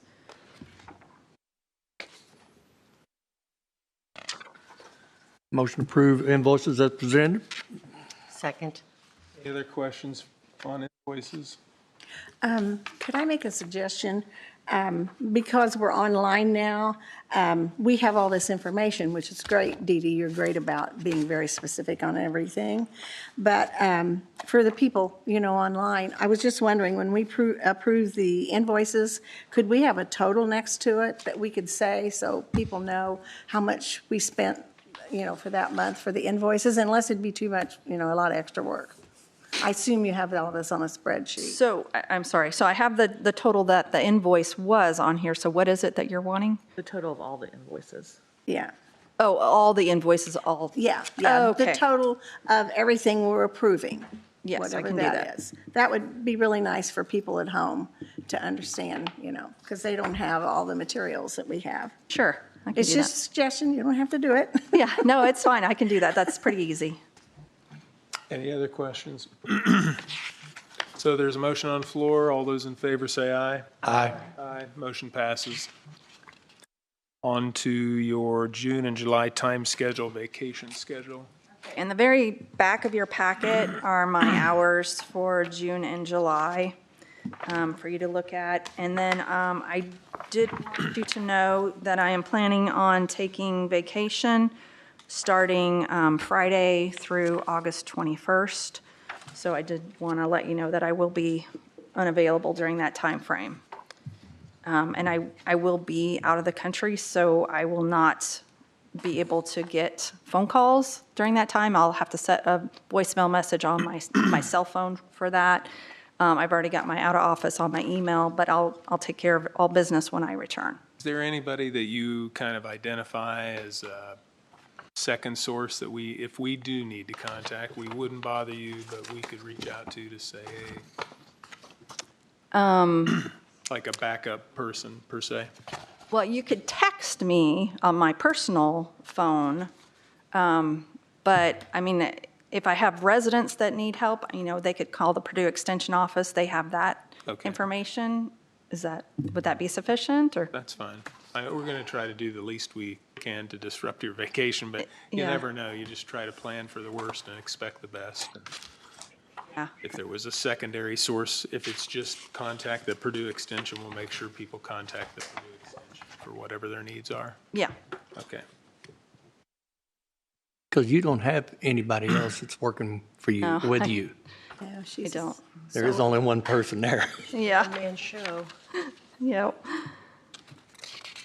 Under old business, why don't you go ahead and lead us off in our June collection event results? Okay, so also in your packet, behind the invoices, are the results from the New Palestine collection event on June 13th. We had 66 people attend that, so that was really good. And then the next event we had was the next weekend in Fortville on June 20th, and we had 71 people attend that. Both of those were just electronics and shredding, and each of the towns paid for the shredding services, so residents didn't have to pay for shredding. All they had to pay for was electronics, so that was really a nice partnership there with the towns. The Parks Department, we did receive our trash and recycling bins, and I had a picture, and yeah, it's gone down the line already. So we got 10 of those bins, and there are 4 at Depot Park. I think there's 4 at Brandywine Park, and then 2 at the splash pad area.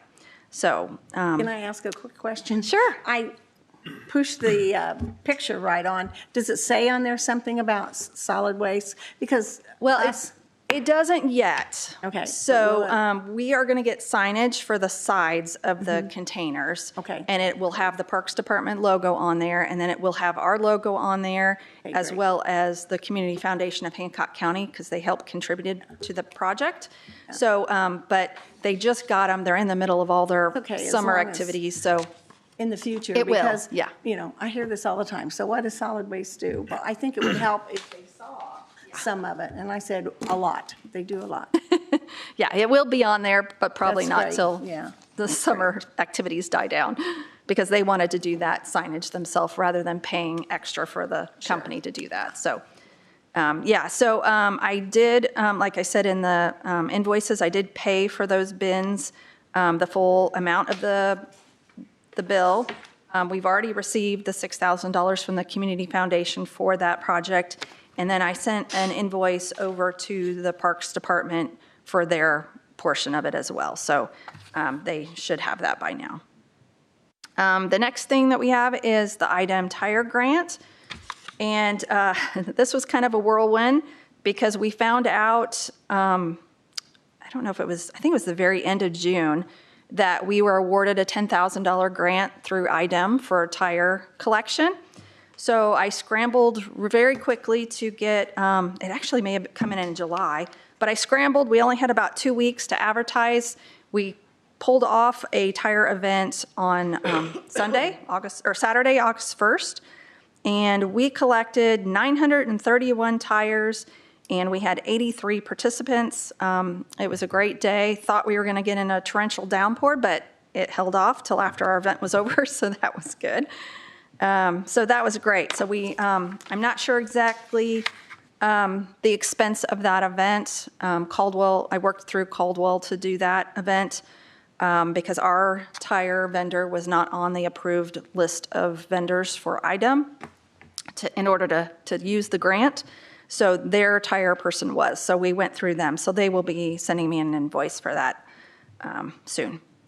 And then the Republic Services Hazardous Waste Partnership. I had a meeting with a couple of the gentlemen from Republic Services.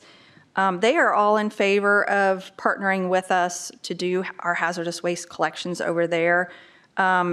They've got it approved so far for just like a one-day event where all the hazardous material is removed at the end of the day.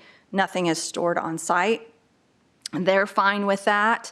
And so I told them, I said, well, I still want to pursue to see if it's possible to get a facility, a trailer put on their premises to collect the hazardous waste if we should all approve. So they're still looking into that, trying to figure that out. But we decided that we would like to, with your approval, to try a trial event.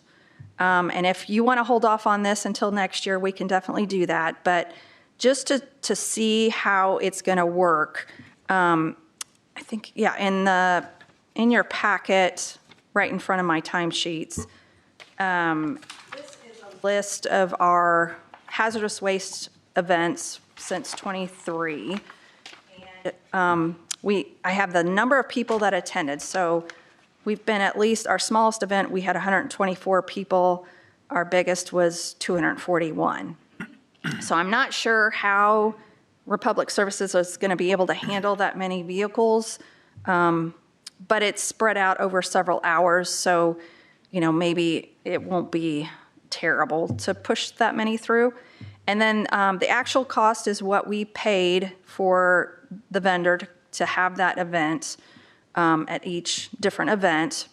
The very right column is a quote that we got from Republic Services to have the event on their property if it's just a one-day event where all the hazardous materials leave at the end of the day. So they have quoted us $89 per vehicle with a minimum of $8,900 for each event. So I did kind of a breakdown of how much that would save us in expense to go that route versus the way we're currently doing it.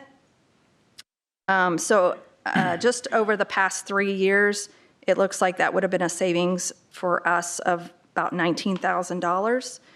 And then the column just to the left of that is their bid or their quote to us, an estimate. It's not the official quote, but an estimate that they would be able to do $80 per vehicle instead of $89 if we had a hazardous waste trailer on site where they can just store the materials and they don't have to remove them at the end of the day.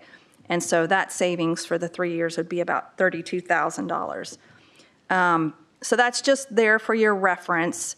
I'm not sure, our last event for this year is September 26th, and then our proposed date for our trial event would be November 21st. So that would be 2 months after our last collection event. So I'm not sure how many people we would serve, just being 2 months after our last event.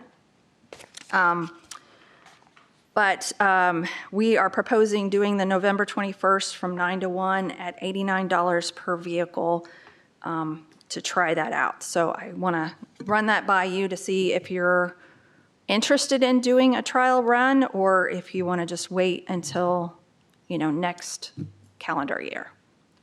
And I have not budgeted for an additional hazardous waste event. So that would be at least $9,000. That would have to come out of our budget. I would probably have the money in the event fund. But that's your call. Any thoughts? I think wait till next year. That way we're full swing. Do you need a motion on that? So we'll go ahead and, it sounds like just a motion for us to wait until next year for Dede to engage. Were they going to hold the pricing till next year, the same price if they did it next spring, or will it be a whole other process? It'll probably be all another process. Okay. Make a motion to forego the trial event, as presented. Second. Well, give it to Janine, I already done once. Motion on the floor. All those in favor say aye. Aye. Aye. Opposed? Motion passes. Okay. So our fall event is scheduled for Saturday, September 26th from 9 to 1. And we are going to be back at the Greenfield Central Junior High again. I'm planning on getting more volunteers. We are partnering again with Greenfield Banking Company for the shredding portion. I've met with them to plan the route, and I feel like we have a really good setup this time with a lot more stacking room for cars, so we should not back out onto Franklin Street at all. And as I'm hoping, we should be good. So that's in the works. I'm starting to advertise that now. Our 2027 budget was approved up to this point by the county council in the amount of $179,699. And then I guess that's the legal engagement letter review.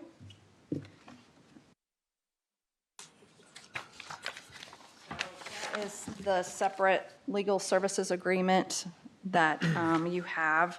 And this is for the services of Michael and Rhonda, our new attorneys that we voted to take on.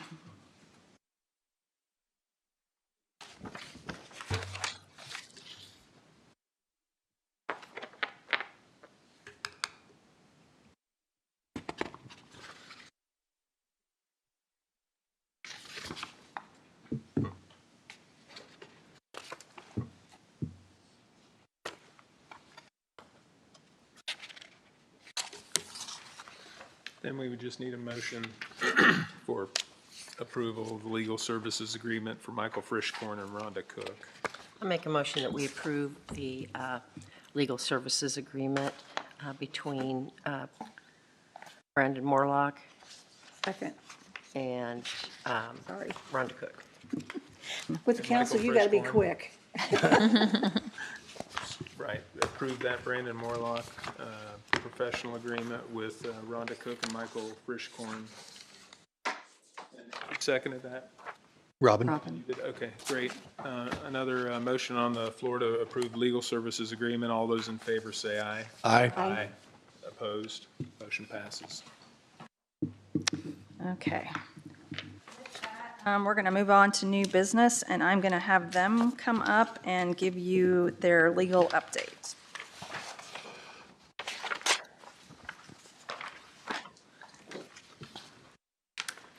Do we have a clean copy of this somewhere, Dede?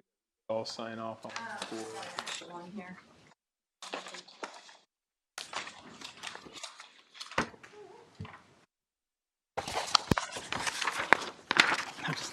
Start down there.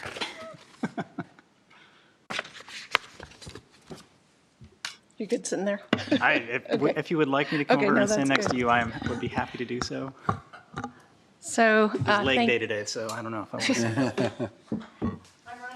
Michael Frischkorn, thank you for hiring us to be your attorneys. I'm just going to start out with a little slide presentation that we put together to kind of summarize what we've been finding out about the Solid Waste Management District and some of the historical documents that we've been reviewing and trying to get up to speed in doing your work.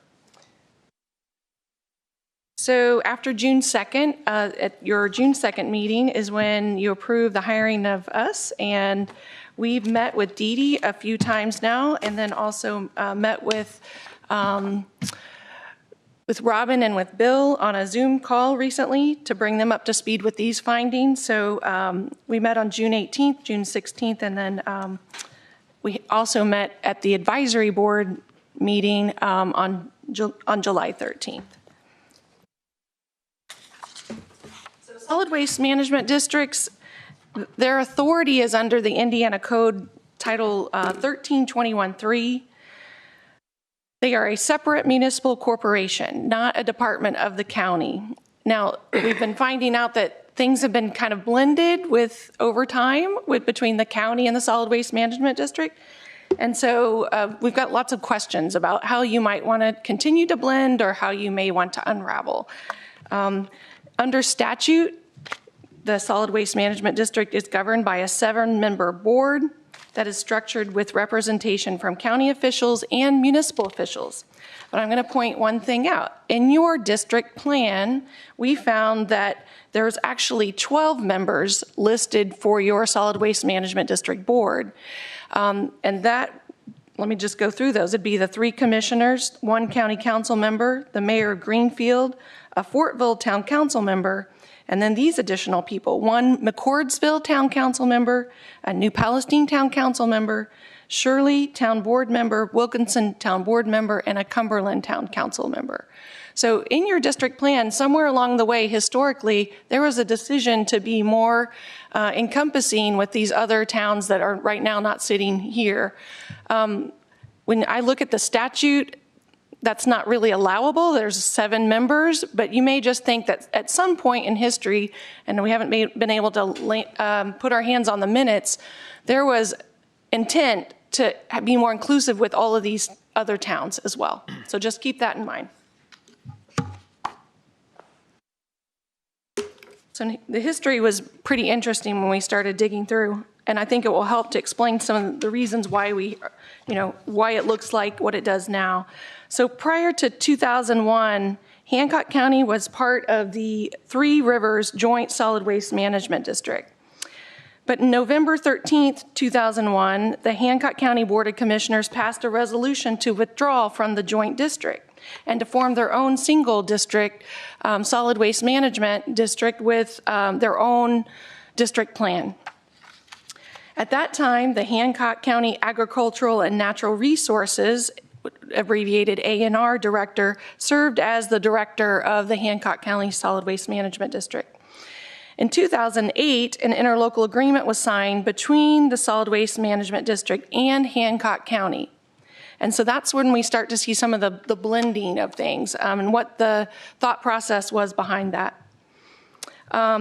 In 2010, CGS, a private waste management company, provided the education component for the district. And Dede worked at that time for CGS, and she started in with being the education program coordinator role in 2012. And then in 2019, the A&R director retired. So there was a need to kind of move directors and change things up a bit. Also at that time, CGS was bought out by Waste Management in 2020, and they didn't want to continue with the education program. So in 2021, the setup was changed where Dede was the director and the program coordinator, and it was a contract between her company and the county, wasn't it? The county or the Solid Waste Management District? Okay. We also found an MOU that was in place, but it has expired. That was with Purdue University, and that expired in 2023. So, Rhonda, yeah. Can I mention something? Yeah. I noticed when I went through this, I thought, well, where are all the MOUs, during my time from 2009 to 18? So I knew where they were. But anyway, Nicole helped me print off a couple, and then I said, let's just get 18. But we can get it for you if you want it just for history, because they did an MOU every year from 2009 to 2018. Okay. That would be helpful. If not, so I don't think, did you have that in your records? We're trying to pull what records we have, and so sometimes, Yeah, any of that would be helpful. I think I have some You of do? those, but I think it's just the same. Okay. here, And then just change the date. Yeah. on it. Okay. So Yeah, if you would want copies, check with Nicole, because of course Debbie was down here in Mary, so Nicole printed them off for me, so. And I Robin, just you've thought you been might great want with some to- of your historical knowledge, because yours goes back to when you were the auditor, and you've been able to tell us some things that we didn't know. So thank you for that.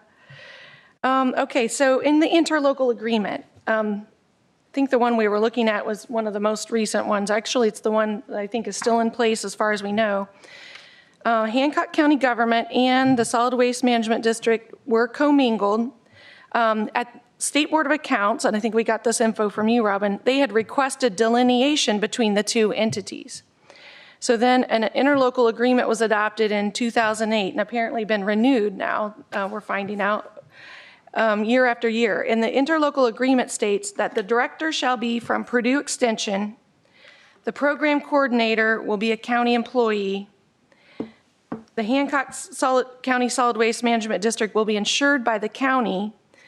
The controller will be the county auditor. And I will point out, we at first thought there might be a dual lucrative office problem with that, but we have since changed our mind on that and think that that is acceptable. And the statute even says that a municipal fiscal officer can be your fiscal officer of the Solid Waste Management District. The EPA ID number shall be shared with the county, purchasing authority up to $1,000 between meetings. The budget may be combined with the education fund, but there is to be a separate accounting for the Hancock County Solid Waste Management District. And all grant documents are to be signed by the board and not by the director or coordinator. I think we were going off the 2008, so if you've got ones that are interlocals that are more recent, we may want to take a look at those too. Sure. Okay.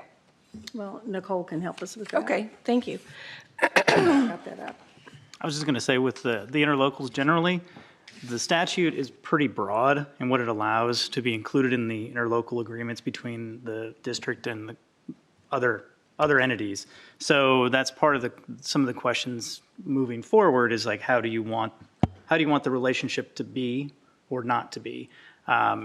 And again, it's a pretty broad, allowance in the statute. So, and that's, I think, one of the things we noticed, well, at least with the older one, it's like, hey, we do need to update this because obviously, if this is the most recent one, then some things have changed.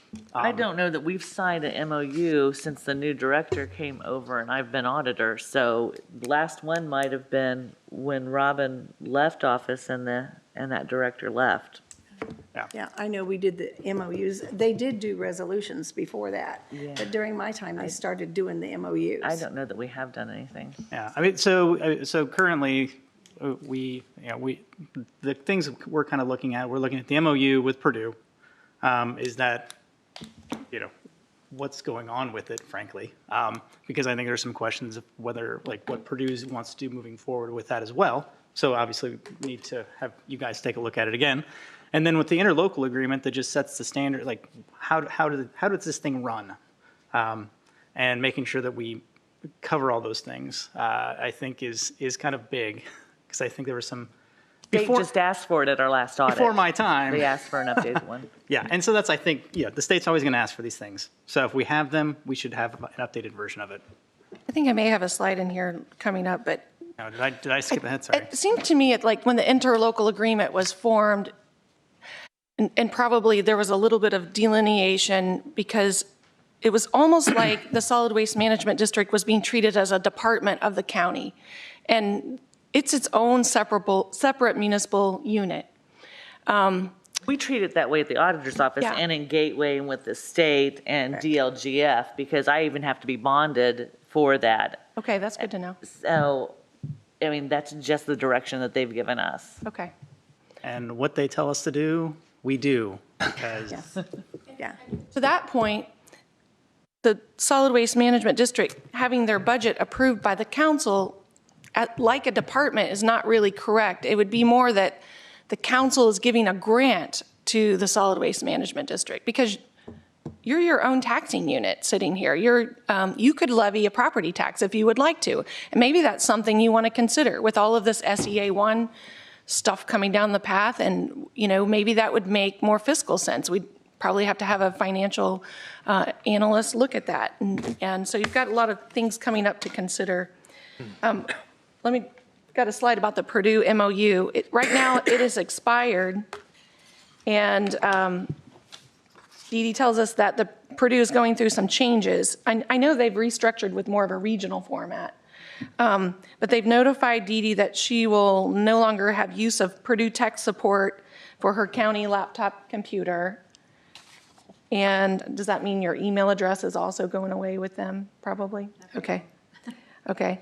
Her office space currently is at the Purdue Extension Office, and the building is owned by the county. I think one of the tasks that the board has before them is to evaluate where you need to be with Purdue University, and if there's any reason to collaborate again, or what services how you can collaborate together. That's probably got to be looked at here, and determine whether you want a new MOU. Purdue, where we had something saying that they were changing something. So, don't remember what it was. So, it might be what Dede's talking about here, but at the same time, it just recently had something come. Yeah. I'll have to look at it. Like the restructuring of the Purdue? I think so, because I think they're shifting employees and they're going to more of a regional format, and less of every county office has their own core employees. But we've got Wi-Fi over there now, don't we? So you can have a county notebook or whatever, and you'll have to get a county email. Well, we could, as a board, if she operates under us, depending on how we figure all that out, we could probably temporarily get her a laptop, but the board could get her a laptop and an email address. There may be a desire too it wouldn't be a county email, it'd be a solid waste management district email, right? Be your own taxing unit. That's right. Think of it in those terms. And also, by separating, there's a degree of transfer of risk. When you're combining things, there's a risk to the county that the county is taking on that you may not want to take on, that you may want to separate that over into solid waste management district, let them have their own risk. Like if there was some hazardous spill or something at one of these events, let's say, that only solid waste management district is on the hook for that, not the county, right? And we just had contract reviews There's some today. security in that by separating and operating independently, because you are a totally different board. It would be similar to like tourism? Like they're their own separate board outside of our ledgers? They're like a nonprofit. And this is, now, aren't they a nonprofit now? No, the board, they do, it's a statutory thing. I have not looked at that statute for a long time. They changed to a nonprofit I think they have structure a board recently. and a not-for-profit advisory committee, something like that. I think, where's the innkeeper's tax go to? They're tied in with county government quite a bit. Yes. So I just think that this would be similar to that from our aspect and county aspect. I could be wrong. I mean, I think the overall approach to this that in my head I'm thinking through is the board here needs to, you all represent the county, right? In your other capacities. So looking at the district and how best to accomplish the goals of the district while also working with the different councils you're on. And part of that is figuring out where the money goes and how the money flows from place to place. Because, if you're saying, hey, we want to put all this stuff on the district has to pay for it somehow, right? And then the question is, where's that money come from? Right now, it comes from the county in the form of a grant. But if a lot of costs are shifted to the district, then that grant may have to go up to accommodate those additional costs. And then the vice, and that may be, a question about whether or not you want to do a tax rate or something. I think the part where the meta view of this is, I don't know if anybody has really looked at the structure of how this is working for a very long time. They've not. And so I think that is where we're kind of coming from this and going, hey, how do we want this to work and how will it work? And asking those questions. And this is a little bit off those, but one of the things that your advisory committee or advisory board is there for is for this board to go ask them, hey, can you look into this for us? That's one of the things the advisory board does. So we would have Dede go back to the advisory board or ourselves and just say, hey, you're going to be directed to look at how the counties surrounding us are doing their operation and report back. And I think, and obviously, some of that's going to fall on Dede. Sorry, Dede. But I think the overall idea of getting people engaged in this process to figure out what do you want to be and how do you want to do it. And then once we figure that out, pushing the levers to make it happen. And that's kind of where this is looking at how are the levers pushed in the past and how do you want to change them? And how do you want to change them, or going, hey, this looks fine. You're like, it's not broken. It's not broken. Let's go with it. Sorry for that long aside. No, good. Mainly for identified needs, as we were kind of looking at where we are now, is for bonding. And Deb, I'm glad you said that you were bonded separately. I didn't know that, so that's good to know. The state requires the auditor to have 2 bonds, and specifically for this, I think that's where there's a lot of confusion, because especially when CGS closed, and I think no one did really know what to do, and they just kind of said, well, we still want this, and they brought her in.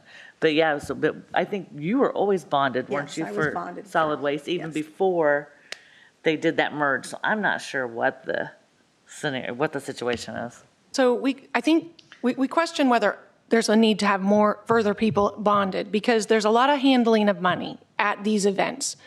I think we have volunteers handling money. And we want to try to streamline that, because the people handling money need to be bonded, and we need to make sure that the payments all happen at maybe one place where that person that's overseeing, that's bonded, is watching all of that. These are public funds. So we've got to institute some safeguards there. I think that's one of the things we've identified. There's a really old internal controls policy that we found, but it's super old and probably needs to be looked at again. But I'm glad you have one, because that's a requirement by the state law. We need to look at IT support and the website. Right now, Hancock County Solid Waste Management District does not have an independent website. If you go on the county website, you drop down under departments and you'll find them there. Again, they're not a department, so it probably shouldn't be there. But if you're trying to have your own identity, especially to these other cities and towns, and that you're working for all of them, maybe it's important to kind of have a standalone website. That's something we've discussed, showing that you're an independent municipal corporation. You need to talk about future office space in light of the Purdue changes, and then talk about general insurance coverage and coverage for events. So we've started to look at some of those things as well. And whether or not the county wants to take on the risk for some of these events, or whether it makes sense to put that aside and make that all solid waste management district, and they cover that liability yourselves. Other observations.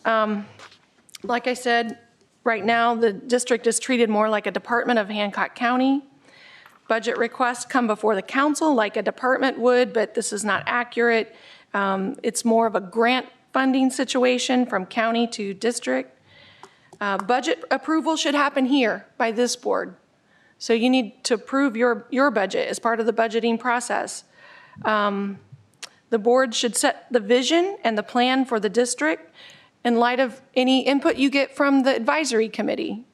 You provide guidance and direction to the director, Dede, so that services can be delivered to all taxpayers within the county.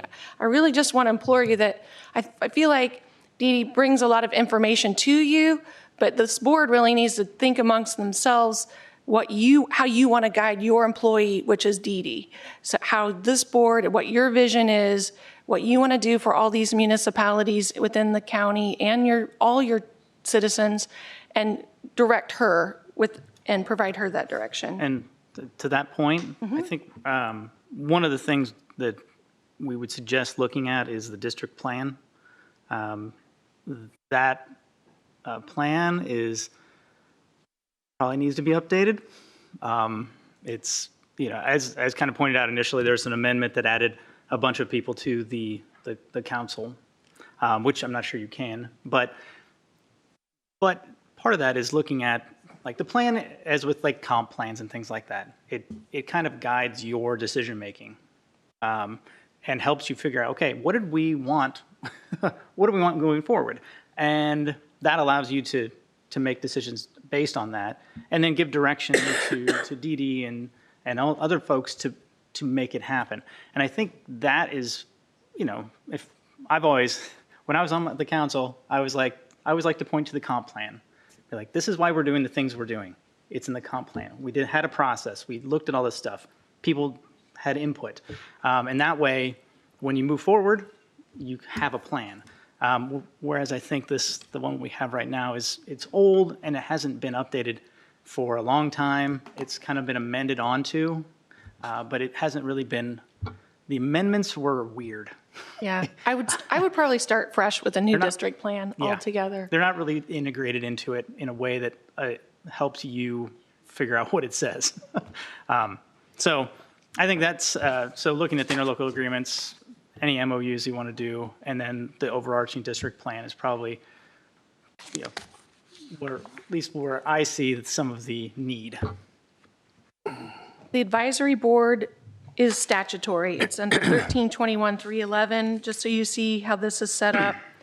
If you look at C in this section, no, let's see, D. No, C. So in the resolution establishing an advisory committee, which I don't even think we've been able to lay our hands on that resolution, the board shall specify the terms of the members and the purposes of the committee. Each advisory committee shall do the following: study the subjects and problems specified by the board and recommend to the board additional problems in need of study and discussion. So the board needs to give, there you see the board needs to give the advisory committee some direction of what you want them to sort out. And then if invited by the board to do so, participate without the right to vote in deliberations of the board. Later, you'll see in the statute that you're supposed to meet with this advisory board 2 times a year. So we should be having them come here at least 2 times to share their input each year. The other thing we found out is that the current members of the advisory board don't meet necessarily every time the statutory requirements. For instance, they have to be residents of the county. Not all of the people participating on her advisory board right now are residents of the county. They're great volunteers. They may work here or work in conjunction with Hancock County, but they don't meet the statutory requirement. But there would probably be a way to incorporate them as more of a volunteer board. We don't want to lose those people. While they may not be able to serve in that exact role, there's probably a volunteer role that we could plug them in, and they'd also just keep coming to those meetings. So this is last slide. The things that we're doing August 4th, but for the future and upcoming meetings, we've already said that. Revamp the district plan. I think you need to totally do a brand new plan. Understand the procedural steps to amend the plan. Indiana Code 1321-321 provides that solid waste management district funds can be used for the cost of implementing the district plan. We talked about this fall, perhaps Dede should be directed to go to the various municipalities and get input from them about what they want to see, or how maybe the solid waste management district could provide services that they're now providing out of town funds or city funds that could be run through the district and save them some money and free up some money within those municipalities. Gather info as to the budget needs so that a request can be made to the council for grant funding. And maybe if real aggressive is if we got it done in time this fall for approving the district plan. We also know you have to meet 2 times a year with your advisory committee. So that's a lot just on the table, but probably needs a lot more discussion, and happy to take questions or hear your thoughts. So really, everything needs a good shakedown. And it sounds like it needs to start with the advisory council, the advisory committee. Is that correct? I think at least one of the things we could have the advisory committee do, Michael was talking about, have them find out how the solid waste district person is being taken care of in their community so we can make a decision. I mean, if this is a separate, entity of us at the Solid Waste Board or county employee, start out to direct them to one of those things. Sounds like to me, her budget's gonna go up. Yeah. I think maybe the Council first thing. still has to approve the grant to run that budget, so. Currently, we budget for. It's currently what? Budgeted. We're not doing the grant process. Right. Currently, it's budgeted. I think it would solve As- a lot of confusion that we've had and trying to figure out, is she employee, is she contractor, what's going on. I think it's the best direction to take. So Deb, knowing that we need to bring the budget here and not to council, and this board needs to approve the budget, can we make that happen through, or where are we in that process? I think until we do this whole reorganizational thing, I don't know that because she is already in the 2027 budget. So I think once you get your new district plan and it's all reorganized, then I think that's when that you would adopt and council would approve, and then we could go ahead and even in January of 2027, include a new grant line for this district. Okay. But I don't know without all of that being in place, how we would follow that. But, I mean, we would take your directions, and the state's direction from it. It'd probably be best if we had the attorney's interpretation of how this should actually be. Oh, just a lot of pressure, guys. But right now, it's currently budgeted and it's not through, she is not paid through, or this district is not funded by a grant. It is actually budgeted. I mean, we just had a budget meeting with DLGF for solid waste. So, I mean, it's tied in, and even at the state level. I mean, the way I look at these things is this year is done. Yeah. Like going in there and fiddling with the car right before you leave on a vacation is a poor decision. We're not going to swap the engine out right now. I think, but the good thing about how this timing works is that gives us basically the maximum amount of time to figure out what to do with budgets for next year. So looking at this, like, how do we want to do this? What do we want to pay for? What do we not want to pay for? How do we want to pay for things? What do we want to even do?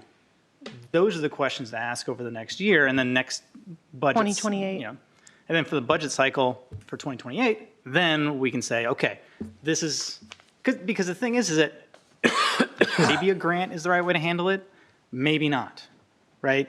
Like, what's the best way of ensuring that there is some, adequate separation, but also recognition that there's integrations here that are necessary to make things work. So I think, like, from my perspective, this year, don't even think about it, because if you've already had meetings with the state and the state's like, this is great, then don't. I think go back to Janine, what you were saying is start with the advisory committee, and I think that's a good place to start, because I think this board, maybe next meeting, should look at your appointments and who's on that board. Let's make sure we get it following the statutory requirements, but then let's see if you can find some people from these municipalities that we know there was an intent to include those at some point, and get their input on what they would like to see in all of the places throughout the whole county, and not just one or two municipalities. Or Well, I was looking at this, the requirements for them, and they're saying a lot of these members should be from the waste business. So Dede can speak to, you do have some people from the waste business on your board, but you have, go ahead and explain that. Who's on there? So on the front of your agenda at the bottom, under I do have the list of the advisory board members, and I'll just go through them and just tell you who they are. So Teresa is an employee of LabCorp. Jared is an employee of 9 Susan is an employee of Burke Engineering, former surveyor. Chad is the surveyor. Kennedy is an employee of Caldwell Environmental. Cole works in the surveyor's office. Nyla is with the town of New Pal, and Kim is just a Hancock County resident. So Kennedy is actually the only one that's in the hauling business. And what's the percentage? Maybe we did could, you read? we could get 50%? we could get them to meet here at our next At meeting. least 50% of the members Introduction to the of the advisory. advisory board committee must be made up of Would that, I mean, representatives. that would actually work better for next month, right? That way we could I think, wasn't there a scheduling issue? kind of for next month? share with them some of these things here and put them in charge of going out and doing these things we want to direct them to get done.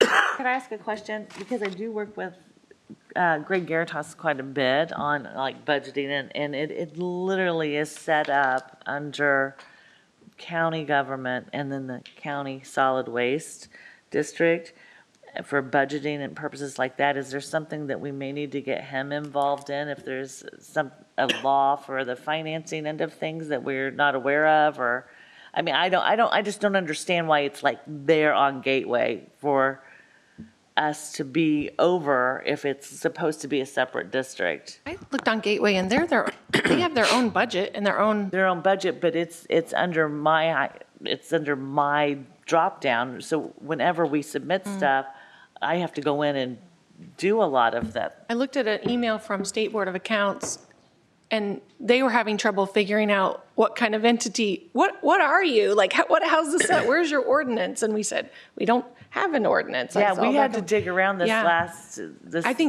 State Board of Accounts. I mean, and they accepted what we had, but it was. You're added on, or I think we're added on under you because you're the controller. So I think you have been given access to our records. So that I'm understanding it. Well, I mean, I would be glad not to have it, but it's all tied in with DLGF. Whenever they do their pre-budget workshops, they're like calling that, and I'm like, I don't know. I mean, it's a lot. It's really commingled there. So we're probably going to go with it for 2027, and then. Well, I don't even know if you could get a new district plan. I mean, Robin, if they came in after January, I mean, and we needed to correct it according to the new district plan, we could go ahead and add lines at that point in time, and Sure. we could make changes. Yeah, because we do an appropriation in But I just January didn't know if form. it might be something worth reaching out to Greg. Well, if we don't reach them on that, I think we're going to reach out, or I would think we would on the tax implication. What does what's a tax levy look like? And I think council would like that if that, took off of their whole budget and they had their own I revenue think back stream. in 2009, I think it was that they did it.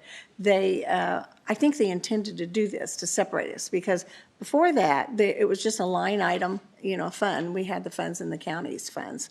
And then they said, no, it's got to be separated, it's got to have its own budget and so forth. So I think that they were on the first step of that, and then it got, dropped or whatever. Somebody moved on something. Probably. So I think that's where they were going on this, but no one instructed us to move forward. I'm wondering if in 2009, there was a lot of issues. Yeah. You think? So I'm wondering if maybe they're like, listen, we don't have any money. Oh. Nobody has any money. So let's just not do anything Didn't have right any now. money.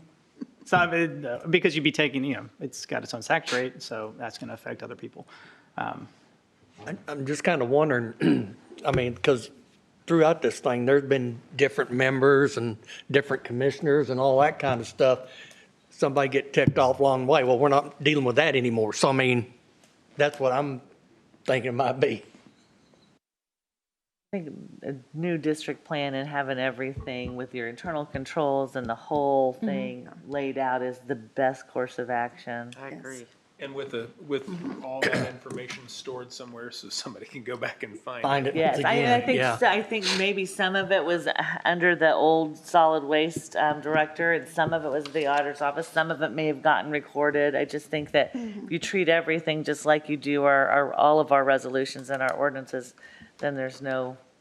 Right, and I don't think that we've lost anything. I just don't think it's been done since CGS and you guys combined. I just think it got really hairy. Yeah. Well, we have a lot better tracking system than we used to, you Yeah. know. And instead of going to the wall this morning and pulling all that paperwork, Nicole just pulled it up and printed them Yeah. off for me. Yeah, we've got it all in there. Yeah, everything's been scanned, so. Well, so I have a Easier question. to do If we're going to do this new plan, which is great, but you're going to be losing your office space and email in November this year, right? I will be losing my email address and all my software and accounting system and everything electronically. But my office space is still, I'm in a county-owned building. Yeah. And Purdue uses that building for their services, so I don't feel like I'm losing my office space unless they have said that they want to kick me out, but I feel like I have an office, I just don't have any electronics. They can't kick you out. They can? They can't. Oh, they, okay. We own that building. Okay. Okay, but if they have a lease agreement on it, I don't think, no, do we? There's Deb? probably not. No. I'm kidding. just asking the questions. It's just, if I'm not mistaken, it's a memorandum of understanding. Yes, and it doesn't include Okay. anything with the building, I don't believe. Do we have? I think we'd have to look at the county agreement with Purdue. But we don't have. Like, and that's Yeah, apparently. Right.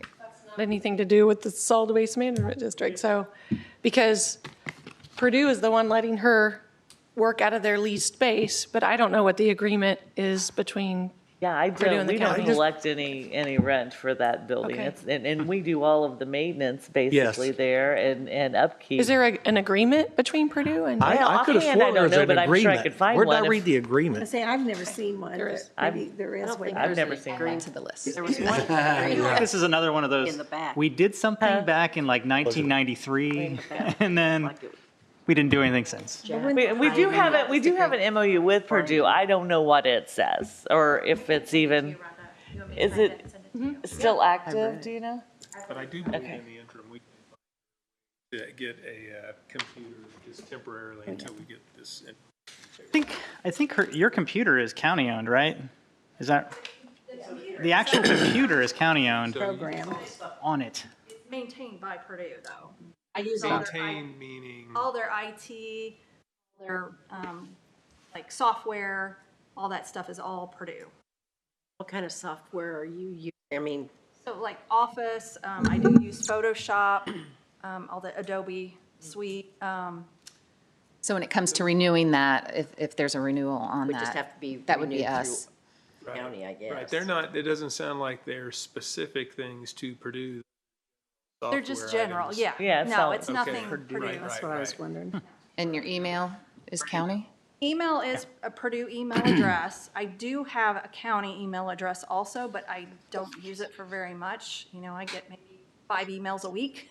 So, I mean, it's not utilized, so I could switch over and use the county email address unless you decide you want a solid waste district email address, and then I might as well wait until we get that set up and then do it all at once. Yeah, the transition Yeah, won't be easy. identify it all, Yeah. yes. And note that the MOU right now, at least the one that I saw, talks about the director coordinator being a county employee. So if you want to change that, we want to redo the interlocal agreement. Did I say MOU or interlocal agreement is what I meant to say. And then I know there's been discussion about whether she should be her own contractor or whether she's a solid waste management district employee.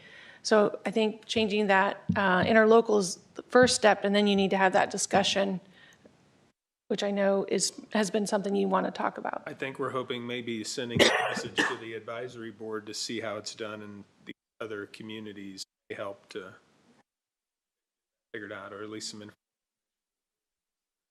I actually know they're all separate. The solid waste districts are all independent from their counties. They hire their own employees. I haven't found anybody that has a contracted employee that works for the solid waste district. They're all solid waste district employees. They're a solid waste district. Yeah. That's the way we need to move forward then, because we've been so up and down on contract county employees, so. That makes But more I- sense. Yeah, and when you start to revamp everything and you meet with your advisory council, would it be advantageous to have one or both of you there as well? Just to kind of get them on the on the path to what we're looking for? Or we could leave that up to Dede? How do we handle that? We'll handle it at your direction. If you would like us there, and if that's the direction we have, we'll do. Well, if you're interpreting statutes and you probably should have someone there, I'm guessing. Mm-hmm. I think there's going to be a need initially for a lot more of our assistance up front until we get some things squared away. That's the way it was set up years ago when CGS had it. Dede knows about that. You know, they were separate, and the contract with the waste management person was with them. They even hired her, the person we had at the time. And I think we might want to give council a heads up that they're probably going to have to come up with more money for this investigation, your services, and actually creating this plan that we're supposed to have. So will that come from the county or from the solid waste district? Well, we fund the solid waste district. I know, but they'd have to grant it then. Would they grant it or just add it to her budget, an additional appropriation? They would do, at this point in time, would be an additional, but if you know, or they could just say they would pay it out of food and beverage, I don't know. It probably would be wise to have some type of grant agreement. Well, we have grant agreements all established already. We Okay. just would change who we're granting that money to, but. So lots of things to consider. It's definitely time. I think that it's been messed up since the whole merge from CGS, honestly. So the instructions going forward? Anybody have a problem with Dede? At our next meeting. It'd be excellent. We can do at least one of the 2 meetings we should be having. Right. So. Will you do that? And kind of start the ball rolling on establishing new guidelines. Yeah. Right. Can we also give you at the next meeting the statutory requirements for the advisory committee so that you are now, or we can get that to you before that so you can start thinking about it and then tell you who meets those slots. And then she's got some volunteers that don't qualify, but we can keep them on as non-voting and volunteer. So you can start thinking about maybe you need a couple more appointments. So a sub-voluntary advisory committee. Yeah, if they don't meet the They don't have a criteria, vote. they could still come, but they just wouldn't be non-voting and they would, So are we just looking for residents that are Hancock County residents to be on that committee? Or Let do me they go need? back to that sheet where I had the statute, and that tells who needs to be on the committee. And I noted Derek Adams from the Environmental Department would probably be a real good one for that. And Chad's already there. So, I mean, there wants representatives from the solid waste management industry, and then also representatives of the environmental community and other citizens that are interested in environmental things. 50% of the members of the committee have to be made up of the representatives of the environmental community and other citizens. So that is essentially regular people. I mean, that's the way I'm reading it. If you're, they all have to be residents. they don't have to be, well, they all have to be residents, but half of them have to be not working with the solid waste industry, at least. Now, I don't know how many people in the solid waste industry live and work in Hancock County, but I feel like we can probably make that happen. Well, and I think the spirit of the original 12 board members was to try to reach a lot of people in Hancock County. So we ought to try to be as broad as we can because the board really impacts more than just the county. It impacts the city and the municipality. I could make maybe this, I just had this idea, maybe the board could reach out to each municipality and ask if there's any citizen member that is interested in serving, and that way you would try to get some people from all municipalities on the advisory committee. Just put it out there that they might have a citizen that's very active and would be willing to participate, and then let you know by the next meeting if there's anybody that has any interest. That and the fact of who's doing what, I mean, who's on what board and where they're from and all that, because at least then we'd know if we needed just citizens or whatever. Yeah, and to me, I didn't see there was any number, like you can only have 12 or you can only have 6. It seemed like the number was open, just as long as you have half and half, so.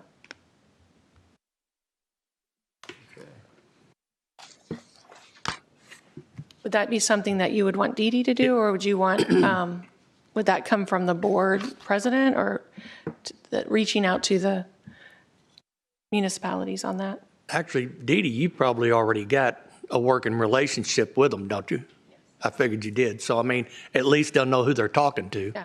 So, I would say Dede. Board in favor of having Dede reach out to municipalities to make that contact and report back by the. Okay. Thank you, Dede.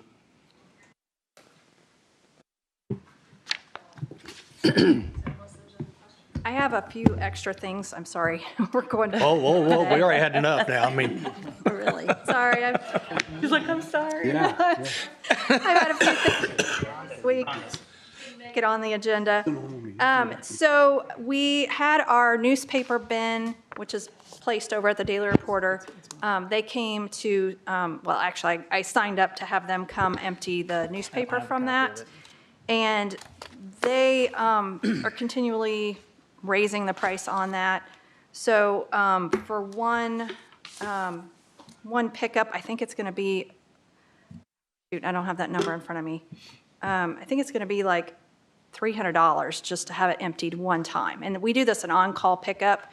I think it's emptied 3 or 4 times a year, so it's not a lot. So when I was talking to the waste management representative, trying to make sure, because there's been confusion when they've billed us in the past, it has to be billed as an on-call pickup and not as a regular service pickup.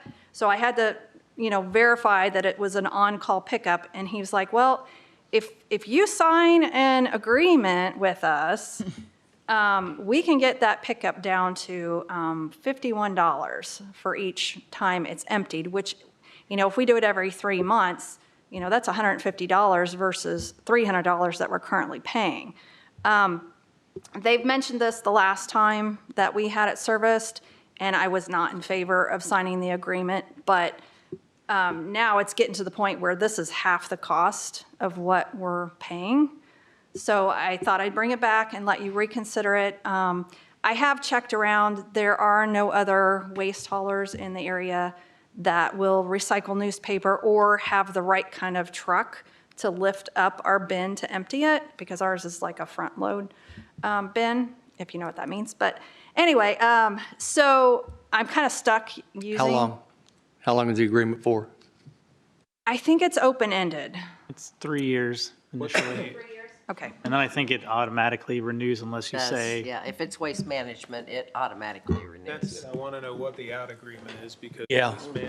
management historically has it planned to where you get defaulted back into another cycle. You really have to watch what you do with them, sign on an agreement. Yeah, and it has nothing in here that says we'll maintain that rate, so they can continually keep raising it. No, it explicitly says in there Yeah, that we will. can raise this for basically any reason. But now I would think your new attorneys could look at that and figure out how to get around that. And I did send it over to them, although they just got it like Friday, I think. was So like, they didn't have I much skimmed time. through it and I'm like, Yeah, I would think, because I know Scott looks over every one of our contracts, and, he looks for that way out if we want to get out of it, they've raised it too much or whatever.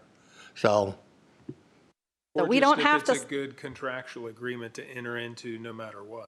I'm sorry, say that again. I said, while Scott looks over our county contracts, we want them to look over those just in general to say, okay, is it, contractually, is this good? Or, hey, if they'll amend something here, we could accept it or no, or And we can wait if you haven't had time to review this, because I know you didn't have much time. I skimmed it. That's why I knew those things, but that's about it. But if if it just came in, let's hold off on it until okay. they have time to look at it and everybody else. All right. Okay, what else do I have? IDEM just released their grant for the material management plan, And we went through this in, I think it was December, where I sent out bids for a company to do a material management plan for us. We actually picked the company that we were going to hire to do this, and IDEM was supposed to release the grant. I think it was supposed to be in December, and then it got delayed till January, and then they never released it. So they have just released it. It's up to $20,000 maximum. I contacted Caramita, who is the company that we had chosen to do that material management plan for us. Their bid was $32,000. So the grant won't quite cover the full amount, but I wanted to put that out there. The grant deadline, I think, is September 14th. So, I mean, if you want me to, I can go ahead and apply for the grant. We can see what happens. We don't have to accept it, and we don't have to, if we don't get it, we don't have to sign on Caramita to do this for us. But I thought, well, since we're in the middle of all this reorganization, this might be a great time to do a material management plan. So just to refresh your memory, the state of Indiana just completed a material management plan for the entire state. They have some really aggressive recycling goals that they are wanting to meet. And so IDEM is now offering this incentive grant to help counties to form their own material management plan that will align with the state so that the state will be better able to achieve their recycling goals. Because the state can't do it without the help of all the individual counties. So that's the reason for the incentive. So I thought I'd put that out there to see if you want me to apply for the grant. I mean, we can hold off if we decide we don't want to use it or don't want to do the plan right now. We can, but I mean, It doesn't cost you anything. It doesn't cost anything to apply. Question on that? I'd say go Motion on ahead. that? I'll make a motion to you go ahead and fill out your grant process, start your grant process, and see if you come up with a matching grant.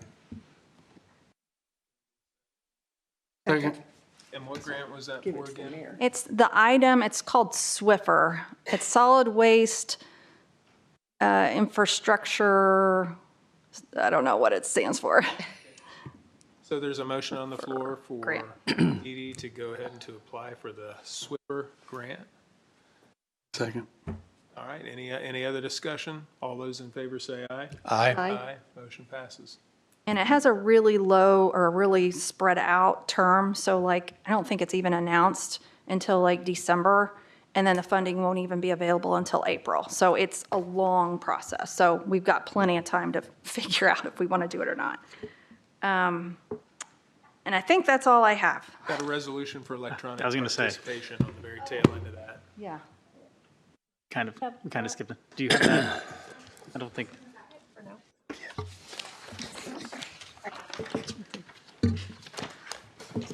Well, long story short, the electronic participation, I think you all probably have done this in every single other council or board you're on. This is something we need to do to comply with state statute, and I'm looking to see if I have a copy of it, which I don't know if I do. Oh yeah, here it is. It's the last 2 pages of your packet.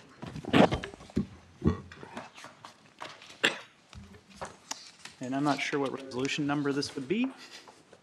Can we get a resolution number? Is So that we separate? typically don't, it's like RDC and RDA. So if you want to do, I don't know how, is this going to be a county resolution or is it solid waste? Solid District. waste. So do we typically just give them a county resolution number? And so I would do, what is today, 8?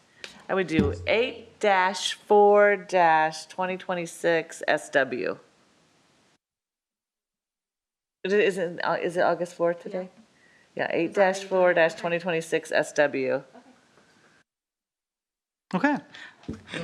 Resolution number 8-4-2026 SW, a resolution establishing the policy by which members of the Hancock County Solid Waste Management District Board of Directors and its appointed committees may participate by electronic means of communication. I can read through it if you would like, or Just, you can operate through any means of communication. Teams, phone, whatever. Electronic means. That's it. I make a motion that we approve 8-4-2026-SW as presented. Second. There is a motion and a second on the floor to approve a resolution as presented.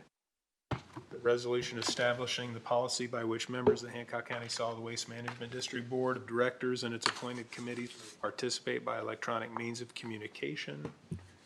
That resolution number was 8-4-2026 SW. Any further discussion? All those in favor say aye on adoption. Aye. Aye. Opposed?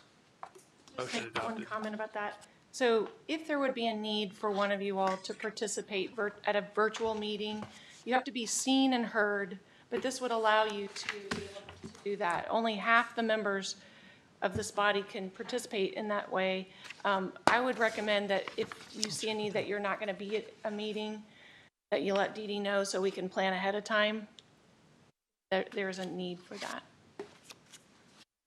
And you can only appear at those, no more than 2 times before you have to physically appear in person. Do you have a clean copy you want us to see? Sorry. Okay. I'm not very good at lips. I'm terrible at reading lips. You are? So any other business to come before the solid waste management? Motion to adjourn? Do you have an update on Dede, sir? I have not heard anything. I sent him the packet that I sent everybody else. I have not heard from him. Is he the appointee? I believe he's the appointee. It is. Because he took Dan Rowley's spot. So he's just getting into it. I'd almost bet reach out to him, talk to him, because he's a good guy, so. Send him a calendar invite for next. Yeah. Motion to adjourn? Nope. Not yet? Reconvene the commissioners' meeting. Oh, this, No, okay. this is- yeah, Wrong one. we can do Wrong one. Pay attention. So I do have a motion. I need a second. Second. It's been moved and seconded. We adjourn our solid waste district meeting. Thank you again, Michael and Rhonda, for coming and being our legal team and sharing information with us. But all those in favor of adjourning, say aye. Aye. Aye. Motion passes. We're adjourned. Now I'll reconvene our commissioner meeting, and we've gotten everything taken care of. Is there anyone from the public at which to talk? 3-minute time limit. 3-minute time limit. Still 3-minute time Still limit. 3 minutes, George. He doesn't get to add up all of his 3 minutes. He wasn't here. He didn't get them. It's 11:25. Because they got 2 items. George Langston, Hancock County. While I was away for 4 months, I watched a lot of stuff, especially Supreme Court rulings. That goes to her. Now, I want to start with, has not got to the Supreme Court yet. There is a big movement around the country to get rid of flux cameras. They're saying that they're intrusive. They do good. We've had a situation in the county where it worked out real well. And I'm not saying that it doesn't do what it does, but it's sparse what it does. But it picks up everybody that drives by a camera. And every time you drive by one of those cameras, it picks you up again. So myself, I can't get out of my cotton picking housing area without one of those cameras picking me up. And it's starting to look like over the county, they're doing away with them in places other than Indiana. And so I just want to, there's been a couple of articles in the newspaper recently. One by, I believe, is the Independent running for city mayor, I believe. I'm Larry not Silvers 100% Jr. sure about that, but and stuff. The other thing, and it did get to the Supreme Court, and they overwhelmingly ruled that it was unconstitutional, and that is geofencing. What's that? Geofencing. What's geofencing? It means like the tourism board can geofence all the a certain area. And then like if Rally Days, they can pick how up it all works, those plates from it picks up on these. If it can pick up your phone, you ought to see what it does. Because I was on tourism when they started doing geofencing. And I didn't like it because it picks your phone up and it registers you in that geofencing area, but then it follows you all the way home. The guy demonstrating it for tourism showed that. And so, in my opinion, we need to outlaw geofencing because it's too intrusive. And the ruling that the Supreme Court did was for a certain area of the country. It does not right now affect Indiana, but it could.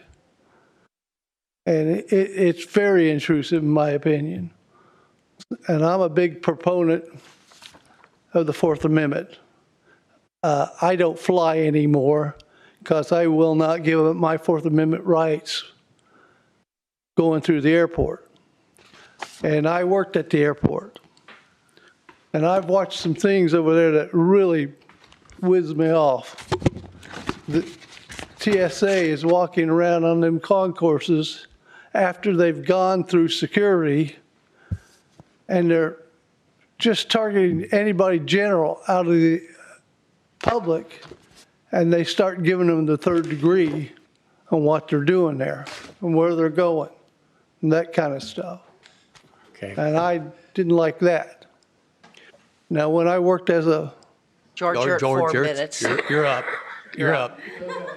We got your point. We're not trying... But as an employee, I hardly ever got checked. And all they did was wipe a little swab on it, on my bag. That was it. Okay. Thank you, sir. Is anybody else? Motion to adjourn. Second. Motion on the floor and a second to adjourn. All those in favor say aye. Aye. Oppose? I've never heard anybody oppose. I almost said heck no.